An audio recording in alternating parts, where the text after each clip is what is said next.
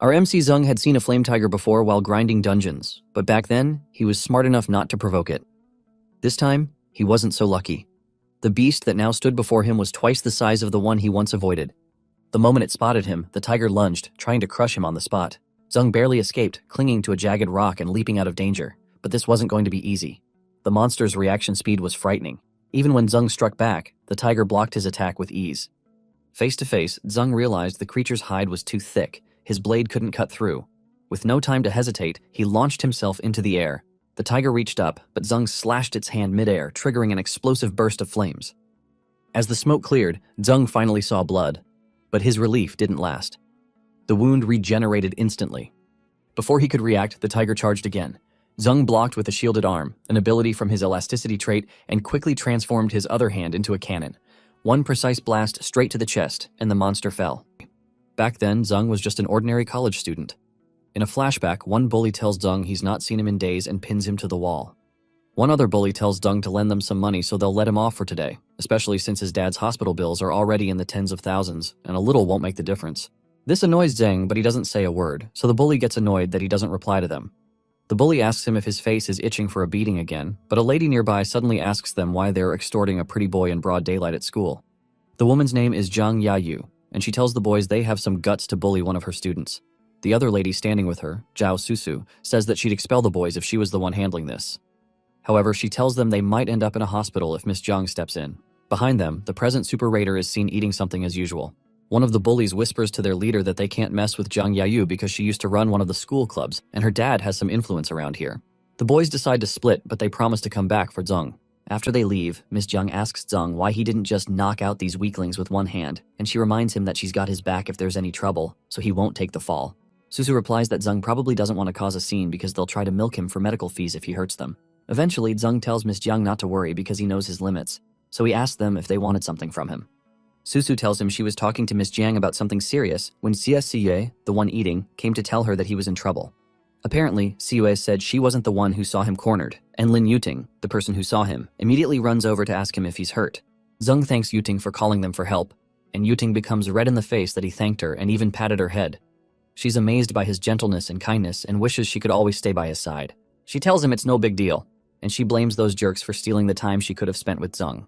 Eventually, Zhang thanks Yuting again, but she tells him not to be so polite, since they're hardcore teammates in the game. She says they have to keep playing Bio Wasteland together once he's gathered the money for his dad's treatment. Susu agrees with her that Abyss of the End is the ultimate dungeon, and they wouldn't make it through without him leading them. Susu suggests covering the medical payments he needs so he can pay her later. Zhang lightens up, but he suggests they talk about it another time because he's going to his part-time job presently. He says working part-time lets him earn money and improve himself, which is not so bad. Susu tries to stop him from leaving, but he tells them not to worry because he'll gather the money for his dad's surgery soon, and he tells them to focus on leveling up before he returns to the game. Eventually, Miss Jiang reminds Susu about how strong Zhang is. She asks her how she expects Zhang to pay her back if he accepts her offer of tens of thousands. Susu says she was just concerned about him, even though she had her selfish reasons too. She reminds them that the level of the account of someone named Rebellion Kid isn't high, but he has top-tier skills. If Zhang stays on the team, they'll definitely conquer Abyss of the End one day. Rebellion Kid is the top-ranked player in the entire server, and Susu believes that Zhang is on par with Rebellion Kid because of his understanding of the game. Miss Jiang mentions that Rebellion Kid solo cleared the Abyss of the End dungeon, and he's already a legend in the game. But Susu says her gut believes that Zhang is even stronger than him. Eventually, Susu tells the ladies that dinner is on her and tells them they have more dungeons to run after eating. That night, Zhang tells his mom that he'll get his paycheck tomorrow, and he'll be able to cover half of his dad's surgery cost if he combines it with what he saved. He asks her to get some rest and try to talk his dad into it when she visits. After his dad's accident, the other party paid some compensation, but it only covered a small portion of the surgery costs. So he's been working part-time to help, and with the help of some relatives, they've been able to gather about half the total cost. He hopes that things will feel less stressful once he can pay half the surgery costs the next day. He's been saving nearly half a year's salary, and he realizes he misses those times of fighting raid battles with everyone in the game. It's been so long since he logged in, so he decides to log in to check things out. When he starts the game, the system asks him if he'd like to log in with the account for the character level 25 Bone Warrior. He wonders if he should log in with his account since he turned down Susu today, so he decides to use his main account, his level 99 Rebellion Kid. When he gets in, he feels some nostalgia since he's not logged in since his dad's accident. He's currently at 999 strength and speed of 999. His main account is where he does his solo grind, but his alt account is for casual use, and he uses it to team up occasionally. Ever since he solo cleared Abyss of the End, he'd cause a commotion wherever he went, so he had no choice but to create an alt account. Later, he joined Jiang's small squad using the alternate account and rarely logged into his main. He figures that the girls will tear him apart if they find out he's actually Rebellion Kid. While going through his messages, he finds one about a challenge prepared just for him since he's a veteran player, with the option of earning gold coins that can be converted to cash that can be used in the real world. He wonders if this is a scam, but he figures that he'd be able to cover his dad's medical bills if it's true. He decides to try it out, and when he clicks the button, he suddenly gets transported somewhere and he doesn't know what's going on. Suddenly, he notices he's able to feel physical touch, which shouldn't be possible in a VR game. When he gets up, he realizes this is too realistic, and he wonders if he actually got transported into the game. When he looks at his body, he starts to freak out, and he wonders if he's a zombie. The system welcomes him to the ultimate hidden challenge. He's told that the mutant faction in the bio-wasteland is now facing an existential crisis, and they need his help. From now on, he's the Wasteland Zombie, a low-class rotting larva. He's currently level 1, with a strength of 7 and a speed of 22. Apparently, the New Human Revival Alliance is clearing the surface zones day and night without rest. Most of the mutant faction living on the surface has already been wiped out by the New Humans, and only the high-level mutant groups in the Abyss of the End remain relatively safe. Because the high-level mutants all act independently, their annihilation is also a matter of time if they don't unify them. In this desperate time, they recruited Zung to fight against the Human Revival Alliance and help the children of the Wasteland survive. Zung remembers that the mutant faction was just a bunch of man-eating monsters according to the original game settings, and it seems that they've had several updates to change character alignment during his time away. He figures that he's screwed if this game world is real and the character role has been reversed, since he's too weak to fight against powerful players. He decides to forget about leveling up or making money because he'd probably get one-shot the moment he runs into a player since he's too weak. Suddenly, the system informs him that regardless of the gap between him and the New Human Revival Alliance, he can level up and grow stronger as long as he can complete missions. He's also told that he cannot use the logout function until he's completely defeated the New Human Revival Alliance. That annoys Zong, since he's trapped, and waiting until then means his dad will be long gone before he can make the money. However, the system informs him that when he successfully saves the wasteland and returns to the original world, time will revert to the exact moment before he entered. Also, every power and reward he gains from saving the wasteland will remain with him. That intrigues Zung, so he considers that the bio-wasteland that he's in right now is no longer the virtual game world he knows. It seems he's been transported into a fully real wasteland world. Immediately, the game tells him his first mission is to defeat one giant reaver, so Zung almost passes out. The giant reaver is at level 32 and towers over him, so Zung protests that this is basically suicide. He also wonders why they want him to save the mutant faction while hunting them down, which means he's killing his kind. The game assures him that members of the mutant faction killed by him won't die, but they'll respawn after 24 hours. However, if they or him are killed by players, they're permanently gone. This allows the quest to be unaffected, but also allows him to farm the respawns without limit so he can level up and close the gap with the Human Revival Alliance. Zung asks what happens if the mutants hold a grudge and come back to gang up against him after they respawn. So he's told that the more times he defeats them, the more they submit to him because they'll acknowledge his strength. The system reminds him that this mission is extremely dangerous, but he'll gain massive rewards if he completes it. He's asked if he'll accept the mission or let the system delete his existence permanently if he doesn't want to. Zung recalls that his dad's surgery is around the corner, and he can make the money for that here. Since he's already a veteran player, this challenge makes him excited, so he decides to take the mission. The system tells him to go forth, and Zung realizes this mission was designed to screw him over from the start since they won't even tell him where he is. He decides to look around, and he notices he's in some kind of abandoned building, which means he's in the city area. Even though he's logged in during nighttime, which is when players are running dungeons en masse, he hasn't noticed any activity nearby, which means he's either in an obsolete low-level dungeon or a high-level zone that most players haven't cleared yet. Because of how damp the soil is, he figures that you can't find that in the dry, scorched surface of the wasteland. He guesses that he's deep underground in an abandoned city in the Abyss of the End. He knows high-level reavers should be located near the entrance to the Abyss of the End. The Abyss of the End was originally a network of underground shelters built by human survivors after the apocalypse. Their technology was incredibly advanced, but when war broke out between humans and mutants, those shelters suffered catastrophic damage. Eventually, the survivors fled to the human surface with the New Human Revival Alliance to rebuild, and the shelter network became the nesting ground of the mutant faction. The mutant law of survival is survival of the fittest, so Zeng knows that any mutant that has lasted this long in the shelter is very strong. For example, high-level reavers are distributed in the entrance zone of the Abyss, especially in Silent City. Even these entrance zone mutants are several times stronger than top-tier monsters in other regions, and this place is a hell mode for players, especially because of the environmental debuffs here. Based on Zung's past gameplay, He knows the number of monsters that spawn in this area is very high, so he needs to stay extra alert. He picks up a street vendor folding stool that has a +5 attack power, and he tries to look around to avoid stepping on traps. He cleared this place before with top gear, but this time he knows he'll be killed if he makes one mistake. Suddenly, he runs into something that looks like a monster dog. He realizes the gods of luck are not on his side, so he has no choice but to play along. Sometime later, a female reaver that's at level 55 faces another female stalker at level 49, with slightly lower strength and speed. Nearby, Zung hides close to a wall, and he's surprised because he's only seen male versions of reavers and stalkers in the game, so he wonders if it's a recent update. He identifies the reaver as his target, but he wonders why they're fighting over territory. In the game, reavers just followed a basic programmed patrol route, but this one seems to be observing its surroundings to find intruders. This means the AI has gotten smarter, or maybe it's not an AI, but it's conscious. Zung realizes she's not just busy, but she's more dangerous than anything he's faced before. As the reaver stabs the stalker from behind, he considers taking advantage of the present situation to outsmart her. The reaver soon takes down the stalker, but she soon feels a small stone tap her chest, and she sees Zung tell her to come get him.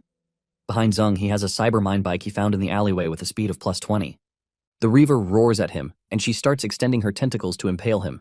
His initial plan was to speed up with the mini bike and weave through the alleyways, but she's chasing like a maniac.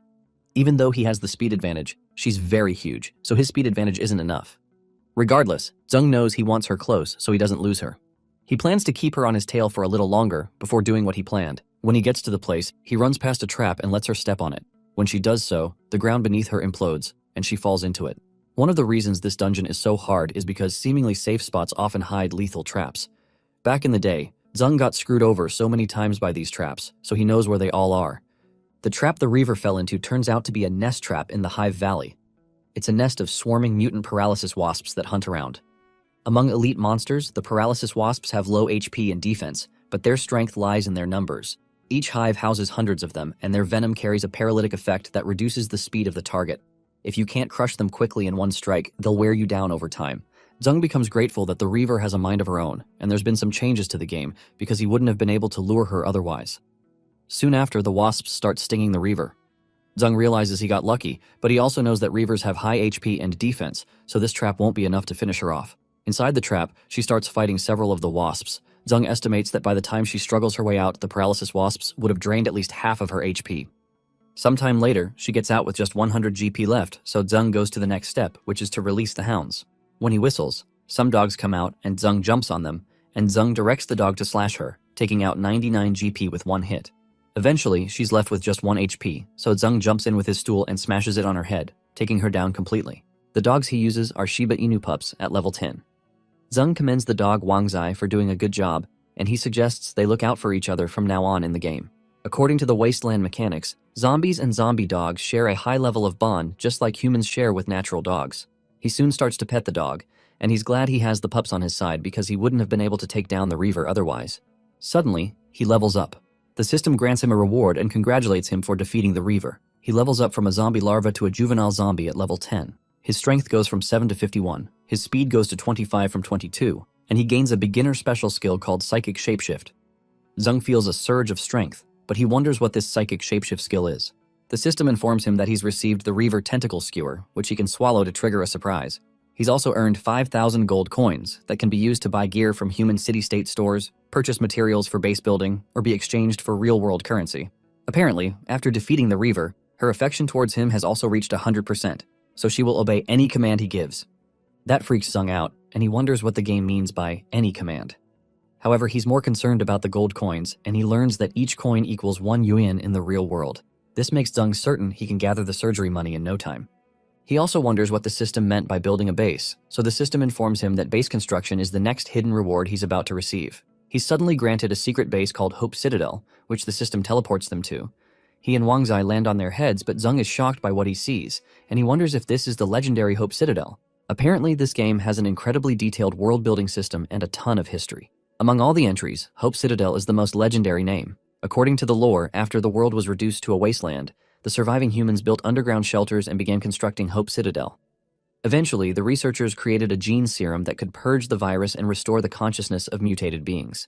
But before they could complete the cure, a war broke out and the last few survivors were wiped out in the crossfire.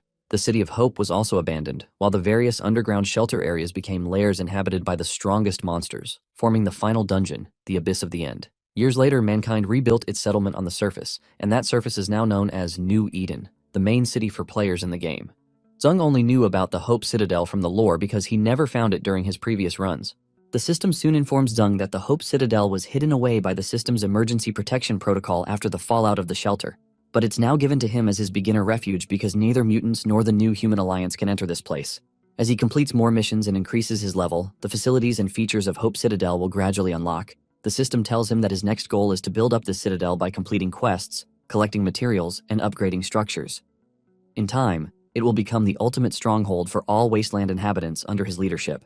Zung's also told that the final reward for the completed mission is inside, and the system says it hopes Zung likes it. Curious, Zung decides to find out what the reward is. He also notices that Wang Zai seems to have picked up a scent he likes because he's not stopped sniffing since they got there. When Zung sees the reward, he can't believe his eyes because it seems to be a zombie girl. With a smile on his face, Zung calls the system rotten and asks if it has no shame at all. Somewhere else, Siyu freshens up and goes to her bed that's filled with junk food. She soon puts on her VR glasses to log into the game and is summoned into her account where she's level 24 with a strength of 100 and a speed of 18. She soon appears in New Eden and goes into a store. She realizes she misses the days when Zung was there, when they'd be eating together because he usually has a lot of coins to buy food. As she admires some of the food, a prompt appears and asks her if she wants to enjoy the real-life experience of exclusive in-game food. The system invites her to try out the new version completely free of charge. However, she doesn't know that the prompt was generated by Zung. Out of the four ladies, he knows that Ciyue is the best to trick because she loves food. The reason he had to trick her is something that happened 10 minutes ago. 10 minutes ago, Zung asked the system how he could use this zombie girl reward, so he was told that the female zombie body is just a mindless shell. Apparently, he'd have to invite a player from the game to log in and take control of the body to use it in-game. As long as he has the supercomputer there, he can send invitations to players in the game. However, the invited player must complete the final mission to rescue the mutants before they can log out of the game. The system immediately issues him a mission to invite one player to join the mutant army, and Zung becomes angry because he's cool with being stuck here for his dad's bill, but he can't drag someone else here with him. The game assures him there's no need to worry because once they enter the game, their bodies in the real world will continue functioning based on their original consciousness. Their actual consciousness will just be transferred into the game to control the mutant character. Once the mission is completed, they'll both return to the exact point in time when they entered the game. That makes Zung calm down, and he realizes the system is more humane than expected. Amused, the system adds that what's more humane is the reward, because if they reach the mature stage, they'll be able to build a zombie army together, which is amazing. Zung immediately tells the system to cool off before it makes this comic R-rated. He wonders how to get Sio to lower her guard and accept, since just luring her with food won't work. He considers telling her she can earn money, but he soon gets a notification that she's accepted, and he's surprised that food worked on her. Immediately, the game links her consciousness to that of the zombie girl, and she's released in the pod. Here, she's a female zombie child at level 10 with a strength of 60 and a speed of 20. Sio notices that it all feels so real because she can sense the temperature, the air, and everything like the real world. Zung welcomes her, but she flips when she realizes the person speaking is a mutant. She rushes at Zung and tries to attack him, but he jumps out of the way.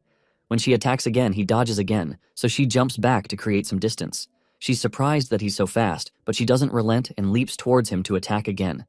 Before she can attack him, he tells her to wait, and he shapeshifts his hand into a shield, blocking her attack. The impact launches her backward. The system congratulates Zung for unlocking the will-based transformation skill, and he's told he can use his willpower to morph his body into any desired shape as long as he stays mentally focused. At the beginner level, he can only transform his hands, but he can use other body parts and forms as his level increases. This intrigues Zeng because he can turn his arm into a shield or a weapon. He immediately turns his hand into a sword and tells her to take a good look at herself first. When Sio turns around at the glass behind her, she realizes she's now a zombie.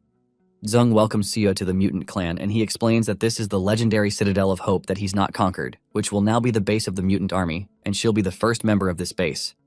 Eventually, Zung explains all the rules to Sio, and even paints a tragic picture of the mutant clan's suffering. He gave her a goal to help him save the mutant clan, and she became immersed in the game's story. The key way he achieved that was to promise her free meals and a place to stay if she joined the mutants, and it worked. The system tells Zung he's successfully tricked a player into joining the mutant army, and he's given 2,000 gold, as well as some equipment, which is basically a schoolgirl, maid, and bunny girl outfit. His new quest is to get the female zombie to wear one of the outfits, which makes Zung cringe. The system tells him not to get the wrong idea because the outfits boost combat power, But Zung doesn't trust the system. However, since he has no choice, he gives her the schoolgirl outfit and she puts it on. When she puts it on, her strength increases by 10 and her speed increases by 3. After that, the system gives him 5 gold coins for completing that quest. He's also told her affection for him has increased by 15%, and he's told getting it to 100% unlocks the fusion skill. Zung becomes riled up that he was given $5, and he says he couldn't care less about the fusion skill. Suddenly, Siyue's stomach begins to growl, and she mentions that the hunger feels so real. Zung immediately prepares some raider tentacle skewers, and Siyue's mouth starts to water because of how good it smells. She thanks him and starts to eat, not even considering that he may want to eat some. Suddenly, 2 tentacles grow out of Siyue's back, and the system explains that after eating the raider tentacle skewers, she's evolved into a teen female zombie and has gained a special ability called Tentacle Strike. Her level has increased to level 15, her strength has reached 100, and her speed has reached 13. She starts to panic, but Zung simply wonders if all zombies can acquire skills by eating the right kind of food. The system confirms that, but says regular zombies can only gain power by directly biting raw flesh from prey, but the absorption takes time. However, because Siyue's body has a special constitution, and because the food she ate was a quest reward, her evolution is way faster. Zung is also told that he's more unique because he can take whatever he kills. Zung realizes that he would have had a bite if he had known, but now he can't. Oddly, the system informs him that he's received a beginner blind box that can randomly contain an item, attribute boost, or skill because he helped the female zombie level up. He's also told Siyue's evolution has triggered a new quest, which is to lead her to take control of a zombie next and defeat the current lord to become the new lord. Zung laments that he's still hungry, but he doesn't want to miss out on the chance of earning money by leaving this quest. Zung decides to tell Siyue about the new quest, so they head there. One day later, they reach the border between the Forest of Thorns and the Silent City. There aren't many zombie clans in the Abyss of the End because zombies are of the weaker race and can only hide in the border zones between forests and cities. On the southern side of the Silent City, where the Forest of Thorns is, there are several mutated animal zombies. However, zombie animals rarely enter the ruins, so the border is relatively safer, and it's a good place to find food or rotting meat left behind from animal kills. As of this point, Zung and Siyue have infiltrated the inner ranks of the zombie clan, but the zombie groups in this world seem very different from the ones in typical post-apocalyptic games. Presently, they're all being ordered to line up for food, and they're told there will be no more food once mealtime is over. Normally, zombies only swarm when it's time to eat and they lack intelligence. This group seems to have high intelligence and strict management. They organize hunts around the forest and distribute food according to a set of rules. For example, young zombies who don't participate still receive food rations daily. They even capture human women to provide nutrition for the zombie young, but Zung wonders why they use human women. He heard that the woman being milked used to be a human researcher who killed many zombies under the pretext of running experiments, so they may be torturing her as revenge. When it's Zung's turn, he gets some of the milk, and the system informs him that he's gained human nutrition and increased intelligence. He immediately realizes this is the reason the zombies here are smart. Suddenly, he's grabbed by a zombie woman who tells him he's already a teenage zombie and he's in the wrong line. Zung realizes she must be of pretty high status, and he figures she's not really hostile, but she's just trying to maintain order to grow the clan. Meanwhile, Sia, who's already received today's meat ration, joins the line again. Suddenly an announcement is made that the Lord is back. It turns out to be a female zombie, called Zombie Lord S01. Zung asks the system why he can't see the level and information of the zombies that just arrived, so he's told he can only view status panels for monsters defined by the official settings of the Bio Wasteland game and the players he invites. However, these zombies are native beings that exist in this world. Zung realizes this world is entirely different from the original game, and he figures that they might have a chance as long as they can unite and dominate all mutant clans. Zung figures that the female zombies that came in with the Lord aren't low level, and it won't be easy to take over the Lord. He also finds it weird that they have number markings on their chests. The system explains that the background of these zombies goes back to the genetic experiments of the Citadel of Hope. After humans established the Citadel of Hope, they built a genetics lab. The original purpose of the lab was to find a way to suppress biological mutations and return them to normal. However, the research didn't go well, and the zombies that were injected with the genetic serum became more violent, and their mutations accelerated. The researchers believed it was because the male zombies carried excess hyperandrogens in the virus, so they focused on the females. So they had to number all of them to track each subject. The experiment on the female zombies was extremely cruel, and even though the research failed, it accidentally produced a super serum. Humans injected with the super serum became immune to the zombie virus, stronger and faster. It was at this point humanity turned their focus from saving mutated beings to defeating them. They began to select elite humans to inject with the super serum to make them the new humans. The first wave of new humans began hunting more mutant creatures to create more serums, but they didn't realize that the first female zombie injected with the super serum had started to change. The first female, labeled S00, was the first to evolve intelligence, which made her remember all they did to her. This caused rage and a deep genetic explosion within her that caused her experimental genes to evolve drastically. In her berserk state, she led the other zombies to break out of the lab, and the others began awakening during the escape. To respond to the emergency, the new humans rushed to the lab. For new humans, killing ordinary evolved zombies was easy, but for these advanced zombies, they were no match, and they were brutally killed. S00 led the intelligent zombies and other mutant clans to destroy the Citadel of Hope, and they drove out the humans. Since then, S00 has never been seen again, and the powerful zombies continued ruling. Zung mulls over the information, and he's glad because he feels he has an upper hand. Suddenly, the zombie lord approaches him and says he looks unfamiliar, and she also questions his creepy smirk. She asks if he's a spy from the human side and considers digging his eye out, but she's suddenly stopped by Siue. The lord is amused that Siue is protecting her comrade, and she agrees because the mutant clans should be brave and united. However, she wonders how a lowly zombie like Siue evolved to have a raider skill. Eventually, the lord commends the previous female zombie, Li Ying, for doing a good job with feeding the clan to help boost their intelligence. Because of that, the lord tells Ying to arrange the next round of survival training. Zung realizes that Siue is reliable, and she stepped in when needed. He wonders what the survival training is about, so another zombie girl tells him it's when they let young zombies who have reached a certain growth phase form their own teams of 3 zombies and survive in the Forest of Thorns for 1 month. Only those who return alive can stay in the nest. Zung recalls from the game that the mutated beasts in the Forest of Thorns are extremely powerful, which means surviving there will be hell difficulty. Meanwhile, Ying asks the lord if this isn't too soon, and offers to train the kids a bit more since only 1/10 returned alive the last time. However, the lord asks her if she's trying to teach her how to do her job, so Ying concedes. The lord explains that it's only a matter of time before the new humans come back, so they need to grow faster.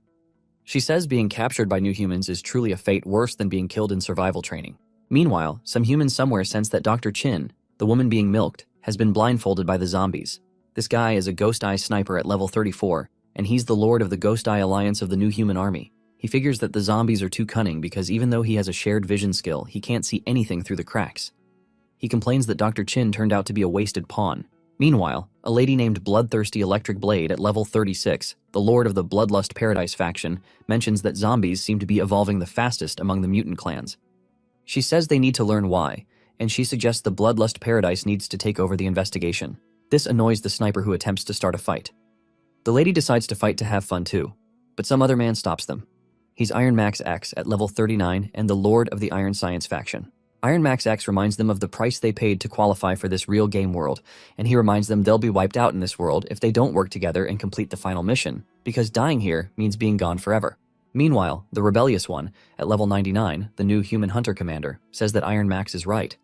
He says that conquering this fascinating world is the true reason they crossed over into this place. Zung notices someone activating the Ghost Eye Lord's shared vision skill on the captive woman, so he guesses she might also be a player. However, he wonders why a player can get pregnant, since that's not a feature in the game. He also wonders why she didn't log off, but he concludes that she'll be useful to him. After the Lord left, the zombies of similar age were driven out to separate zones. They're congratulated on qualifying for survival training, and Ying explains the rules and tells them to listen closely if they want to make it back alive. Apparently, the survival training will take place in the Forest of Thorns and will last 1 month. During this time, they must survive and learn to hunt. Anyone who survives a full month may return, and they're told hiding is their top priority to survive, not attacking. If they must hunt, they're advised to work in small teams and not all together, so they don't make it easier for monsters to take them all at once. The deeper they go into the forest, the stronger the monsters become, so she advises them to explore the outskirts and move in gradually. The last warning she gives them is to never go to the center of the forest. They soon head out, and Zung concludes that they're sending them to die since they didn't teach them a single survival skill. One other guy agrees because he heard only 1 out of dozens of zombies in the last round of training came back alive, startling them. Cautious, Zung asks who he is, so the guy introduces himself as Xiao Li, and he says he trained a little in martial arts before turning into a zombie. He adds that he noticed that they sneaked in from outside, so he wants to team up with them because they're not ordinary. Zung disagrees and says they're antisocial. The reason is that more zombies mean more mouths to feed, and Siyue alone barely has enough food. Li says he knows what Zung is worried about, and he tells him that he's also awakened an ability too, so Zung reconsiders, since he'll be a good addition to their team. He welcomes Li to the team, but reminds him that he'll have to follow his lead. Later on, Li asks what their names are, so Zung says names don't matter as much as staying alive. However, Li says that's not exactly true since they're technically half dead. Shortly after, the system congratulates Zung for making a zombie friend and gives him 250 gold coins, which excites him. Meanwhile, in the Forest of Thorns Area 1, a female zombie clings to someone named Brother Jia Hui because she's scared. However, Hui acts as the macho man with the ladies and says they'll be safe as long as they stick to the edges of the forest. Suddenly, Hui and the two ladies are snatched by a mutated toadback flower frog with multiple tongues. Zeng knows from his experience of clearing Area 1 of the Forest of Thorns that many dangerous creatures lurk in the outer areas so they can hunt easily, and many inexperienced zombies get killed in the forest's outer edges. The monster soon eats up those jokers, and Zeng remembers that Area 1 is the feeding ground for mutated beasts and is full of ambushes. Area 2 of the forest is the nesting zone of the mutated beasts, and any invader is hunted down without mercy. While they're there, Siua steals the eggs of a mutated electric viper to eat, and Zeng asks her to give them back while it chases them. Area 3 is relatively the safest zone because Area 4 and 5 are ruled by king-level mutated beasts, whom the other beasts avoid. The group soon reaches Area 3. The king-level beasts are led by the legendary King of Thorns, which is also how the forest got its name. Even on Zeng's main account, he never encountered that monster. Shortly after, they have some fruits. Area 3 has shorter vegetation, so only small-sized, low-tier mutated beasts hide here to avoid stronger ones in Areas 1, 2, 4, and 5. After resting for a day, they started hunting some small mutated creatures for practice. Li takes down a mutated giant rat, Siua takes down a mutated piranha, while Zeng takes out a mutated porcupine. After they do all this, Zeng's system rewards him with 1,000 coins for the team's success. He also gets food rewards that include spicy stir-fried rat meat, sweet and sour piranha, and deep-fried porcupine steak. His mental attribute also gains the spike attribute. After the warm-up, they began coordinating to hunt larger mutated monsters. With solid teamwork, they went out and finally took down the mutated giant bear ape. After doing that, Zeng gets 600 gold coins, and they get a food reward of thorn ape stew. His mental morphing also gains the giantification attribute. Next up, the three of them kept teaming up to farm monsters until sunset. They don't head out during nighttime because it's too dangerous. After a bountiful hunt, Li praises Zeng's cooking skills and asks him how he keeps whipping up dishes like this on the fly. Thanks to the accumulated battle experience and stat boosts from the food, Siua evolves again. Her body changes significantly, and her tentacles have become more terrifying. Li also shows visible evolution after eating the food. His physique became more robust, and his destructive power has jumped up a tier. Zeng also feels that his power has improved quite a bit. At this point, he's obtained 15,000 gold coins, a blind box, and the elasticity attribute to his mental morphing skill. He wonders why he can't see his level and stats number anymore, so the system explains that levels and stats were just elements from the game, but now that Zeng is adapting to the game, the information no longer appears. The system explains that this world isn't governed by levels, and those metrics no longer hold meaning for him. Zeng realizes that in this world he's free to evolve without being limited by levels, which means skills will become more important from now on. Although he's been able to test his spike attribute, he still doesn't know what the giantification and the elasticity attributes do. Suddenly he gets a new task to solo kill a mutated flame tiger before dawn. He's told that the nighttime is when the forest is most dangerous because most of the large mutated beasts are nocturnal hunters. Zeng realizes the stupid system is trying to get him killed, but he decides to go kill the tiger while testing out the new skills he got. Luckily, he's already memorized the terrain of the forest from their daytime monster hunting. Zeng remembers that he once encountered the flame tiger while farming dungeons, but he avoided provoking it so he could complete the quest. This time, he notices this one is quite big because it's about twice the size of the first one he saw. Suddenly, the tiger spots him and tries to crush him on the spot, but he latches onto a rock and jumps out of the way. This won't be easy because the tiger's reaction speed is faster, and when Zeng jumps back to attack it, the monster blocks the attack with its hand. Both of them meet face to face, and Zeng realizes the tiger's hide is too thick and he can't cut through. He considers trying another move and leaps into the air towards the monster. As the flame tiger reaches out to catch him midair, he slashes its hand, causing a huge release of flames. After the smoke clears up, Zeng is glad that the attack worked because he's been able to injure the monster's hand. Suddenly, the tiger's hand completely heals, and it reaches for Zeng again, who realizes he's cooked because the tiger's regeneration is way too fast. Before the monster can smash him into the ground, he blocks it by transforming his hand into a shield and remembers he still has one move up his sleeve. He transforms his second hand into a cannon blaster using his elasticity attribute, then blasts it into the monster's chest, killing it immediately. The system immediately grants him 3,000 gold coins for defeating the monster. It also grants him 2 blind boxes, as well as a skill reward called Beast Tongue that allows him to communicate with and understand all mutated beasts. He also gains the flame attribute to his mental morphing skill. After the tiger's corpse crashes, Zeng is shocked when he hears a loud noise behind him. Behind him, he spots a mutated ice tiger, a mutated thunder tiger, and a mutated Vajra tiger who asks if it was this little zombie who killed Little Tiger. Because he can understand their language, Zeng hears a cry for vengeance. Suddenly, the Vajra tiger is hit by a flame blast and is knocked to the ground in pain, causing the others to panic.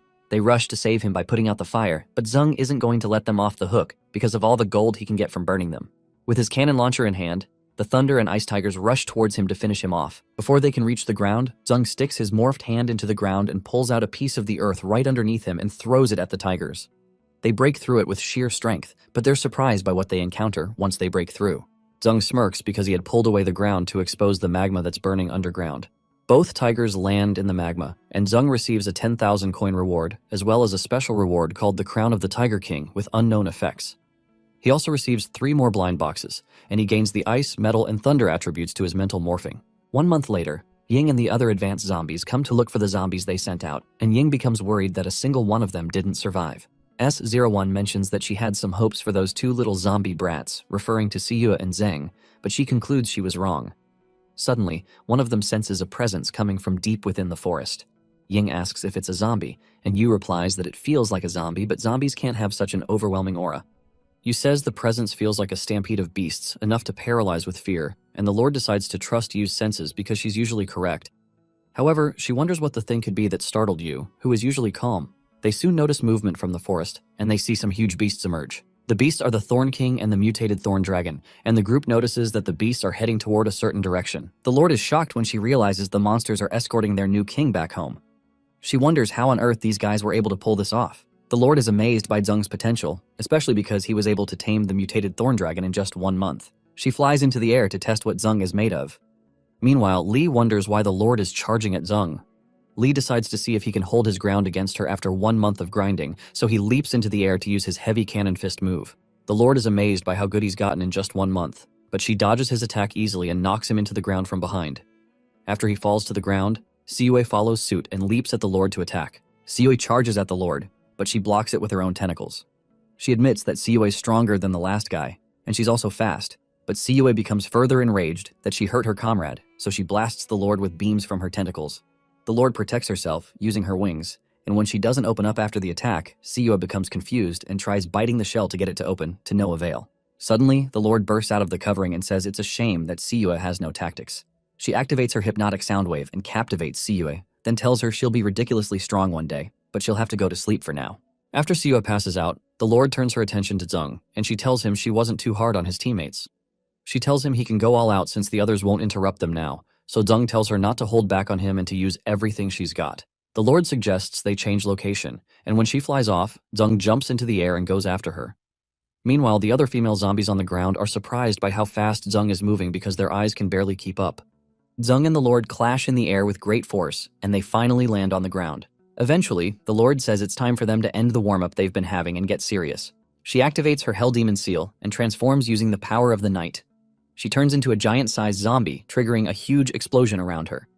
She believes Zung has potential, but he won't listen unless they beat it into him. When she tries to crush him, she's surprised when he holds back her punch with one hand, even though he's much smaller than she is. Zung tells her she's mistaken and kicks her in the face in the blink of an eye, knocking her backwards. He explains that he's not here to become someone's protege, and he tells her he's here to lead her, not support her. He activates the power of the dragon and uses the armor form of the Thorn Dragon King. He offers to show her the result of his full month of hard work and releases a dragon's roar that petrifies the Lord. She's surprised because Zung is using the power of the Thorn Behemoth Dragon, and she wonders how he's able to use it too. The impact of his attack causes her to lose her giant form, and she returns back to her normal size. She's shocked that she lost the fight, so Zung tells her she'll be terrifying in the future, but for now, he'll make her one of his commanders. She becomes angry and says she only let her guard down, so Zung explains that he used 1/10 of his strength to beat her, but her remaining energy isn't even enough to maintain her fake form. She becomes stunned by that statement and realizes he knows her secret. Apparently, she's much smaller inside, but the bigger form is a blown-up one. At this point, Zung has 350,000 coins, and he's also gotten the King of Thorns skill that allows him to summon mutated creatures from the Thorn Forest. He also has the power of the dragon, which provides the armor and abilities of the mutated Thorn Behemoth Dragon. Zung picks her up when she reduces to her normal size and tells her she doesn't need to know how he knows her secret. Confused, she wonders if this guy is a magic corpse. In a flashback to the past, the original zombie that released the others from the prison told the present Lord, Xiao Fu, that she's leaving everyone in her care. She tells Fu to fight for the others, but Fu tells Ling, the first advanced zombie, that she can't do this alone. Ling explains that there's something important that she has to take care of, and she tells Fu to believe in herself because she's the new leader. So she doesn't let Ling down. Fu has led the Horde and has escaped human raids for years. However, with this guy in charge, she hopes that the zombie Horde might actually have a shot at striking back since he's much stronger than she is. She immediately bows to Zung and asks him to lead them, referring to him as Lord. Immediately, the system congratulates Zung for defeating the zombie nest leader and gives him 10,000 coins. Zung pats Fu on the head and promises to lead everyone and help them survive. Suddenly, Fu asks him why he challenged the mutated thorn dragon beast and asks how he beat it. And Zung remembers that it was because the stupid system set him up again. After he beat the tiger's family, he got some serious stats and more blind boxes. He soon triggered a hidden quest to defeat the mutated thorn dragon beast in one day, and Zung concluded that the system wanted him dead. To finish the mission, he opened all 6 blind boxes at once and got lucky enough to pull out 6 clone cards. A clone card allows him to duplicate himself and grants his clone about 80% of his power, but the whole thing only lasts 2 hours. If it was just him fighting alone, he would be dead by now. But 7 of him was enough to do the job. He basically worked with himself to overwhelm the dragon, and that's when Siyu joined in to provide fire support. At the point when the dragon was barely clinging to life, the clones hit their limits and Zung realized he was cooked. Luckily, Li showed up to offer support, so Zung launched him at the monster to land the final blow. After the dragon beast was taken down, Zung received 70,000 gold coins as a reward and got the King of Thorns dragon power. When that happened, Zung told the dragon thorn that he's still the king of the forest, but he just needs its support until he defeats the new humans. In the present, Zung just tells Fu that he and the dragon beast hit it off and became friends because she wouldn't even believe it if he told her the truth. Meanwhile, at the base, a huge zombie feeds his pet zombie bird named Yahello. Suddenly, the roof above them breaks, and some women jump in. One of them blows up the zombie's head, and the bird runs away to notify the others that the new humans have infiltrated the base. The ladies start taking down zombie after zombie, and the squad leader calls the zombies pathetic. The other ladies behind her caution that they shouldn't let their guard down because there are some high-level zombies here who have awakened abilities. They decide to hurry since their mission here is to eliminate the infected undercover agent. Suddenly, a huge hand grabs the 2 ladies behind, surprising the squad leader. A huge zombie appears, and the squad leader can't believe that there's such a huge zombie in the base. The zombie bird mocks her and says that the huge zombie, Old Wang, has the ability called gigantification. Wang tosses both ladies in his mouth, and he reaches out to the leader to also have her as a snack. Before he can grab her, she jumps out of the way. She realizes that tech weapons don't do much to the zombie, so she decides to activate her new human ability. Her ability grants her amazing speed, and she uses a skill called Gale Step Mirage to twist Wang around himself. She soon approaches the pregnant scientist, who asks who's there. When she gets close, the squad leader speaks, and the scientist rejoices when she recognizes her voice, referring to her as Wing Shadow. However, Wing Shadow apologizes and says Ghost Eye already gave the order to wipe out the nest and kill her. She tells the scientist to blame herself for carrying a zombie baby. Shocked, the scientist tries to stop her and asks her to listen, but she doesn't, and she fires the bullet. However, it's not the scientist's head that is blown to bits, but Wing Shadow's arm. She's shocked when her arm falls off, and it turns out to be Li who's excited to test out his new skills on her. Li jumps forward to slash her with his sword, but she manages to jump out of the way and dodge the rest of his attacks. Li admits that she's pretty fast, and he tells her to use up all her tricks because she won't get another chance. Wing Shadow is shocked that zombies here have evolved to be able to speak fluently, but she surrounds him with her gale, certain she can still crush him regardless since he's just a zombie. As she tries to run circles around him, he knocks her off her feet with a huge rocky hand, and the dragon behind him gobbles her up. After that, Li mentions that the hostage scientist is the reason they lost so many people, so he considers feeding her to the dragon as a bonus. However, Zung tells Li to leave this one to him, and he tells him to gather the surviving mutants in the nest and wait for his signal. Zung releases the woman from her chains, and she begs him to kill her already. But Zung tells her it'll be too kind to kill her since she'll just respawn since she's a player. His statement shocks the woman, and she wonders how he knows about players since he's a mutant. She mentions that it seems he doesn't know what the current game world has become. So Zung asks her what she means by that. Since she's dying already, she decides there's no harm in telling him. She explains that they're players who received invitations to experience the real version of the game, but they were locked in and unable to go back the moment they became characters. She explains that dying in this world actually means dying for real. Zung is intrigued that the other players were invited too, but he wonders why he was the only one who became a zombie. Confused, he asks her what's wrong with her stomach, so she says it's all because of a scumbag. Apparently, she was originally a PhD student in bioengineering at Qingbei University, but she couldn't graduate because her dissertation kept failing. When she got home, she got bored and played Bio Wasteland to kill time, and that is where she met someone named Thunderfire. He started running dungeons with her daily, and they eventually became in-game lovers. One day, he suddenly sent her a system invite to enjoy the full immersive experience of the game. She decided to start it, but that was the start of a nightmare. At first, she was fascinated by how real everything was. Then she and Thunderfire became lovers in this real world too. Apparently, Thunderfire recommended her to help the New Human Revival Alliance develop a biological evolution serum. She didn't expect the game world's tech to be more advanced than that of the real world, and over time her research began to show good results. However, she later found out that Thunderfire was secretly locking lips with another player, but she was already pregnant with his child as of the time. To get rid of her, the scumbag set her up during a mission, and she fell into a mutant trap. He planned to use her as a host to share vision with the Ghost Eye Lord, but she already blinded herself. To cover up everything he did, he ordered that the nest be wiped out and ordered the players to come kill her too. She begins to cry and says being killed is the best release for her, but Zung tells her that the person who hurt her won't feel any regret if she dies, so the best thing she can do is to make him pay. He offers to give her the chance to take revenge instead of killing herself. Later, Zung gathers the entire mutant horde to himself and explains that the nest is no longer safe, especially since the new humans are no longer relying on tech, but are evolving stronger skills. He shows them a portal back to the Citadel of Hope that's guarded by the mutated beasts of the Thorn Forest, and he says they need to take some time to build Hope Citadel into their final stronghold. He promises to lead the mutant army and defeat the new humans, and they cheer him on. Once they go through the portal, Zung tells Fu to get everyone settled in, then start repairing and constructing the facilities, so she does just that. Suddenly, Siua is ambushed by Wang Zai, who jumps on her and starts to lick her. Later, Zung goes to greet him, and he asks him about the task he gave him before he left. When they move in, Zung is happy to see Wang Zai gathered over 100 zombie dogs for him like he requested. With the dogs on patrol, he believes that the city's security is covered. After having worked for a month, Zung decides to take a break. Suddenly, the system informs him that Hope City has enough builders, but they need a large number of energy cores to restore full operations. Apparently, these cores exist in extremely hostile environments where living beings can't survive, and only cyborgs can collect them. He's told to go to the mechanical wasteland to find and activate all hidden cyborgs.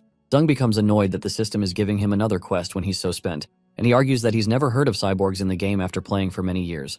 The system tells him that the official game data is limited, but it informs him that a new body is already being grown in the incubation chamber. He can invite a player to link with the body and activate the character who will help him with this mission. Zung realizes he's already drawn the best sucker, Siya, with food, so he wonders who he can drag in again. Suddenly, Siya ambushes him from behind, and she tells him she's hungry, which gets him worried. What gets him worried is that she called his actual name, so he asks her how she knows he's the one, especially because he hadn't revealed his true identity. She points to the display over his head, so the system informs him that players whom he invites are placed on his team, and as such, they can see his name. Zung gets angry because the system didn't tell him that earlier, so he realizes he can only invite people he trusts because the players will know his real identity. It's clear that he can only invite his closest friends, so after he gives Siyo some food to eat, he asks her if she thinks he should invite Professor Jiang, Senior Susu, or Junior Yuting. Siyo simply replies that she thinks she needs more meat, so Zung ignores her and considers the fact that the cyborg looks like a high-tech creation. He recalls that Susu's family is invested in intelligent robotics now, and she's been named the sole heir to the company. After she took over the company, she immediately changed focus and merged AI with cell response tech to create bionic bots. But she's been stuck at a bottleneck that could get the company in serious trouble. He considers the fact that inviting her might help her too, so he does that. Meanwhile, Susu, who's having a nap, wonders why she's receiving a message from the game so early. She decides to log in to check it out, and she appears in the game world. When she checks the message, she finds out it's from Zung, who says he's in serious trouble inside the game and she's the only one who can help him. However, he promises that she'll benefit too because she'll be able to unlock the hidden cyborg class if she enters the immersive version of the game. She knows it's really Zung because he calls her by a name only he uses for her, so she decides to accept it in case he's really in trouble. When she does, she's suddenly transported into the cyborg's body. When she becomes conscious, she's surprised by how real it all is. She notices she's become a cyborg, and she notices the tech is way beyond any she's encountered in the real world. Shortly after, Zung welcomes her back to the team, but she becomes cautious when she spots the zombie. She wonders if Zung has become a zombie, but she refuses to believe that because mutants are evil. She immediately threatens to destroy him if he doesn't hand the real Zung over. She blasts him with her powers, but Zung blocks her attack with a shield. Susu is surprised that this zombie is this strong, so she decides to go all out. As she prepares to attack, Siyue wraps her up with her tentacles. She tells Susu it's Siya and explains that Zung didn't lie to her. She asks Susu to focus her vision on Zung's head, and she'll be able to see the party info for all players. Confused, Susu tries it out, and she's shocked to find out that Zung is the zombie nest leader. Later on, Siyue explained all that's going on to Susu, so she finally calmed down and accepted reality. She finally understood the mission objective, and she began activating the stored memories of the cyborg to search for relevant info on the new quest. After doing that, she was able to lead them to a long-hidden elevator bay in the Citadel of Hope. It turns out that both the energy cores and the location of the cyborgs were located underneath the Citadel of Hope. As they go down the elevator, the temperature starts to rapidly increase, so Zung brings the ladies close and creates a covering around them to protect everyone from the heat. He quickly built a small ice shelter, but noticed it's slightly hotter inside, possibly because of the hot ladies smashed against one another. Eventually, the elevator comes to a stop, and they step out. To their surprise, they're engulfed by water, and Susu wonders how they're underwater when the coordinates point to this place. Regardless, Zheng tells her to lead the way, so she tracks down the cyborg location. While they're swimming, Zheng notices some mutated merfolks, and he's surprised because they're a species only mentioned in the official game lore. The mermaids seem excited to come close, so Zheng stays to look at them for some time, but it's a cover, and things suddenly go awry. Before the mermaids can attack him, Zheng impales them with his spikes. Zheng was able to see through their camouflage because he's read about their true nature in the official guide, and he knows their strength is in their numbers. Shortly after, they're surrounded by another group of merfolks, and they realize they have no choice but to fight. Zheng starts to freeze them, and Susu steps up by blasting any mermaid in her sight. Meanwhile, Siyue stabs the mermaids with her tentacles. Suddenly, the merfolk stop attacking as if something scared them off. Susu immediately notifies the team to take cover because she's detected a large creature nearby. It turns out to be a legendary mutated evil megalodon, and the team goes to hide. Suddenly, the megalodon is grabbed by another huge monster, the mutated titan squid, who prepares to have him for dinner. When the squid sucks in, the entire team is dragged along. Shortly after, they end up inside the octopus. Inside the octopus, they find some sort of building, so Susu identifies the place as the location of the energy core and the cyborg army, referring to it as the legendary ghost ruins. Zheng wonders how the ghost ruins ended up inside the mutated titan emperor squid, so Susu figures that humans probably tried to ditch the energy core and the cyborg army base into the sea, and the squid must have accidentally swallowed it. When they move in, they notice several inactive cyborgs on the ground, so Susu says that her data refers to these cyborgs as the Titan female core, the strongest force in the cyborg army. Apparently they consume a lot of energy because they're huge, so they went dormant after they ran out of power. They decide to quickly run past these robots because of how creepy they are, and Zheng mentions that he feels like they're watching them. While moving forward, Zheng asks Susu where to go next, so she tells him that the ghost ruins layout has changed from what she remembers, and she wonders if the place mutated too. Zheng has never heard of a mutating city, but he believes it's not out of place since this place is part of the mutant's body. To find the energy core faster, Susu suggested that the group split up and notify the team for backup immediately if they run into danger. While Zheng is looking around, he wonders if they're really in the legendary ghost ruins. He's suddenly ambushed. The person ambushing him wonders why a zombie would be here and if the zombies continued evolving after the chaos. However, he decides to treat Zheng like trash and feed him to his Titan Emperor squid baby as a snack. Suddenly, the system apologizes to Zheng for the delay and gives him the reward for completing the cyborg body mission with his teammates, which is 20,000 gold coins, a penetrating strike combo, and a blind box. His new mission is to recover the cyborg leader, Dr. Mecha. Zheng now has a few other skills that include death evolution, which allows him to recover and undergo maximum evolution when near death. He also has the perception skill, which allows him to sense hostile creatures nearby and identify their original form. Zheng is glad that he ran into a major boss at the beginning of this mission, which is the best time for him to test his new skills. Meanwhile, Siyue is surprised because she fell into the water again, but she's soon surrounded by mutated piranhas. She immediately starts slashing the monsters since they're not a threat, and they're a gourmet gift from heaven. Because she needs energy to keep exploring, she kills a lot of them and finds a spot above water to roast them. The surviving piranhas skedaddle, and they summon the mother piranha, who's livid that Siyue ate her babies. However, Siyue's excited to see her, and the mother piranha realizes she's cooked, literally and figuratively. Meanwhile, Susu notices that the signal is getting stronger, so she concludes she must be close to the cyborg control room. When she moves forward, she accidentally triggers a laser net, so she activates her cyborg body and detaches her body parts so each part can fit through the holes. When she passes through the net, she reattaches her body. It amazes her that the robotic tech in this world is so advanced, and she wonders what will happen if they apply this tech to their project in the real world. She eventually approaches the nearby door, and after unlocking it, she finds several vials filled with dormant cyborgs. She activates the cyborg army, and the cyborgs are released. When they come out, the cyborgs identify her as an intruder, and they switch to slaughter mode. Susu is shocked and wonders why these cyborgs are attacking their allies. One of them tries to smash her into the ground, so she jumps out of the way. She knows cyborgs are brain-machine hybrids, but this one is acting like a broken recorder, which means something is off. She quickly activates her energy shield before the blast from the cyborg reaches her. She soon realizes that the cyborg's energy level is at 200%, and the cyborg soon moves close and switches to close combat annihilation mode. However, Susu activates her super AI Tian, which allows her to predict enemy movement. With that, she's able to dodge his punch, so she easily detaches his hand so he doesn't have a weapon. In a moment, she detaches its legs also, so the cyborg falls on its back and keeps yelling to eliminate the intruders. Susu decides to reset its system, and when she does, she confirms her suspicion that the cyborg system had a forced command implanted. She reinstalls everything and restarts the system, and when the cyborg wakes up, he wonders why he's outside the stasis pod. Susu informs him that he had a kill program implanted in him, but he's back to normal, so she asks him to tell her what happened earlier. When the cyborg looks at her, he asks if it's a prototype unit, and when Susu asks what he means, he says it's a long story. Apparently, back then, someone named Dr. Guangya was the top scientist in AI robotics, and he used his self-made cyborgs to transport nuclear energy to help build the Citadel of Hope. Over time, the cyborgs became more capable and became responsible for defending the Citadel, which is how the Cyborg Legion was formed. However, a rebellion later broke out in the Hope Citadel, and the entire Legion was exiled. The reason they exiled them was because they feared the awakened zombies might gain access to the cyborg technology. At this point, the humans built the most advanced tech in cyborgs into a prototype unit, but the prototype unit suddenly disappeared after the rebellion and wasn't exiled with the Legion. As for the kill program, he explains that it was probably the Guardian protocol that Dr. Guangya implanted. The cyborg expresses its confusion as to why Dr. Guangya would exile them and embed such a program in them. Susu turns around and says they'll have to go ask him, but the other cyborg wonders where she'd find him. Behind her, the other cyborgs ambush her and try to eliminate her. The other cyborg explains that there were 300 of them, and it's likely they all had a Guardian protocol installed. Suddenly, a huge punch knocks the cyborgs to the ground, and Susu is shocked that it's coming from the Titan female unit they saw in hibernation. However, the Titan cyborg addresses Susu as prototype and their leader, and she informs her that she came here for her.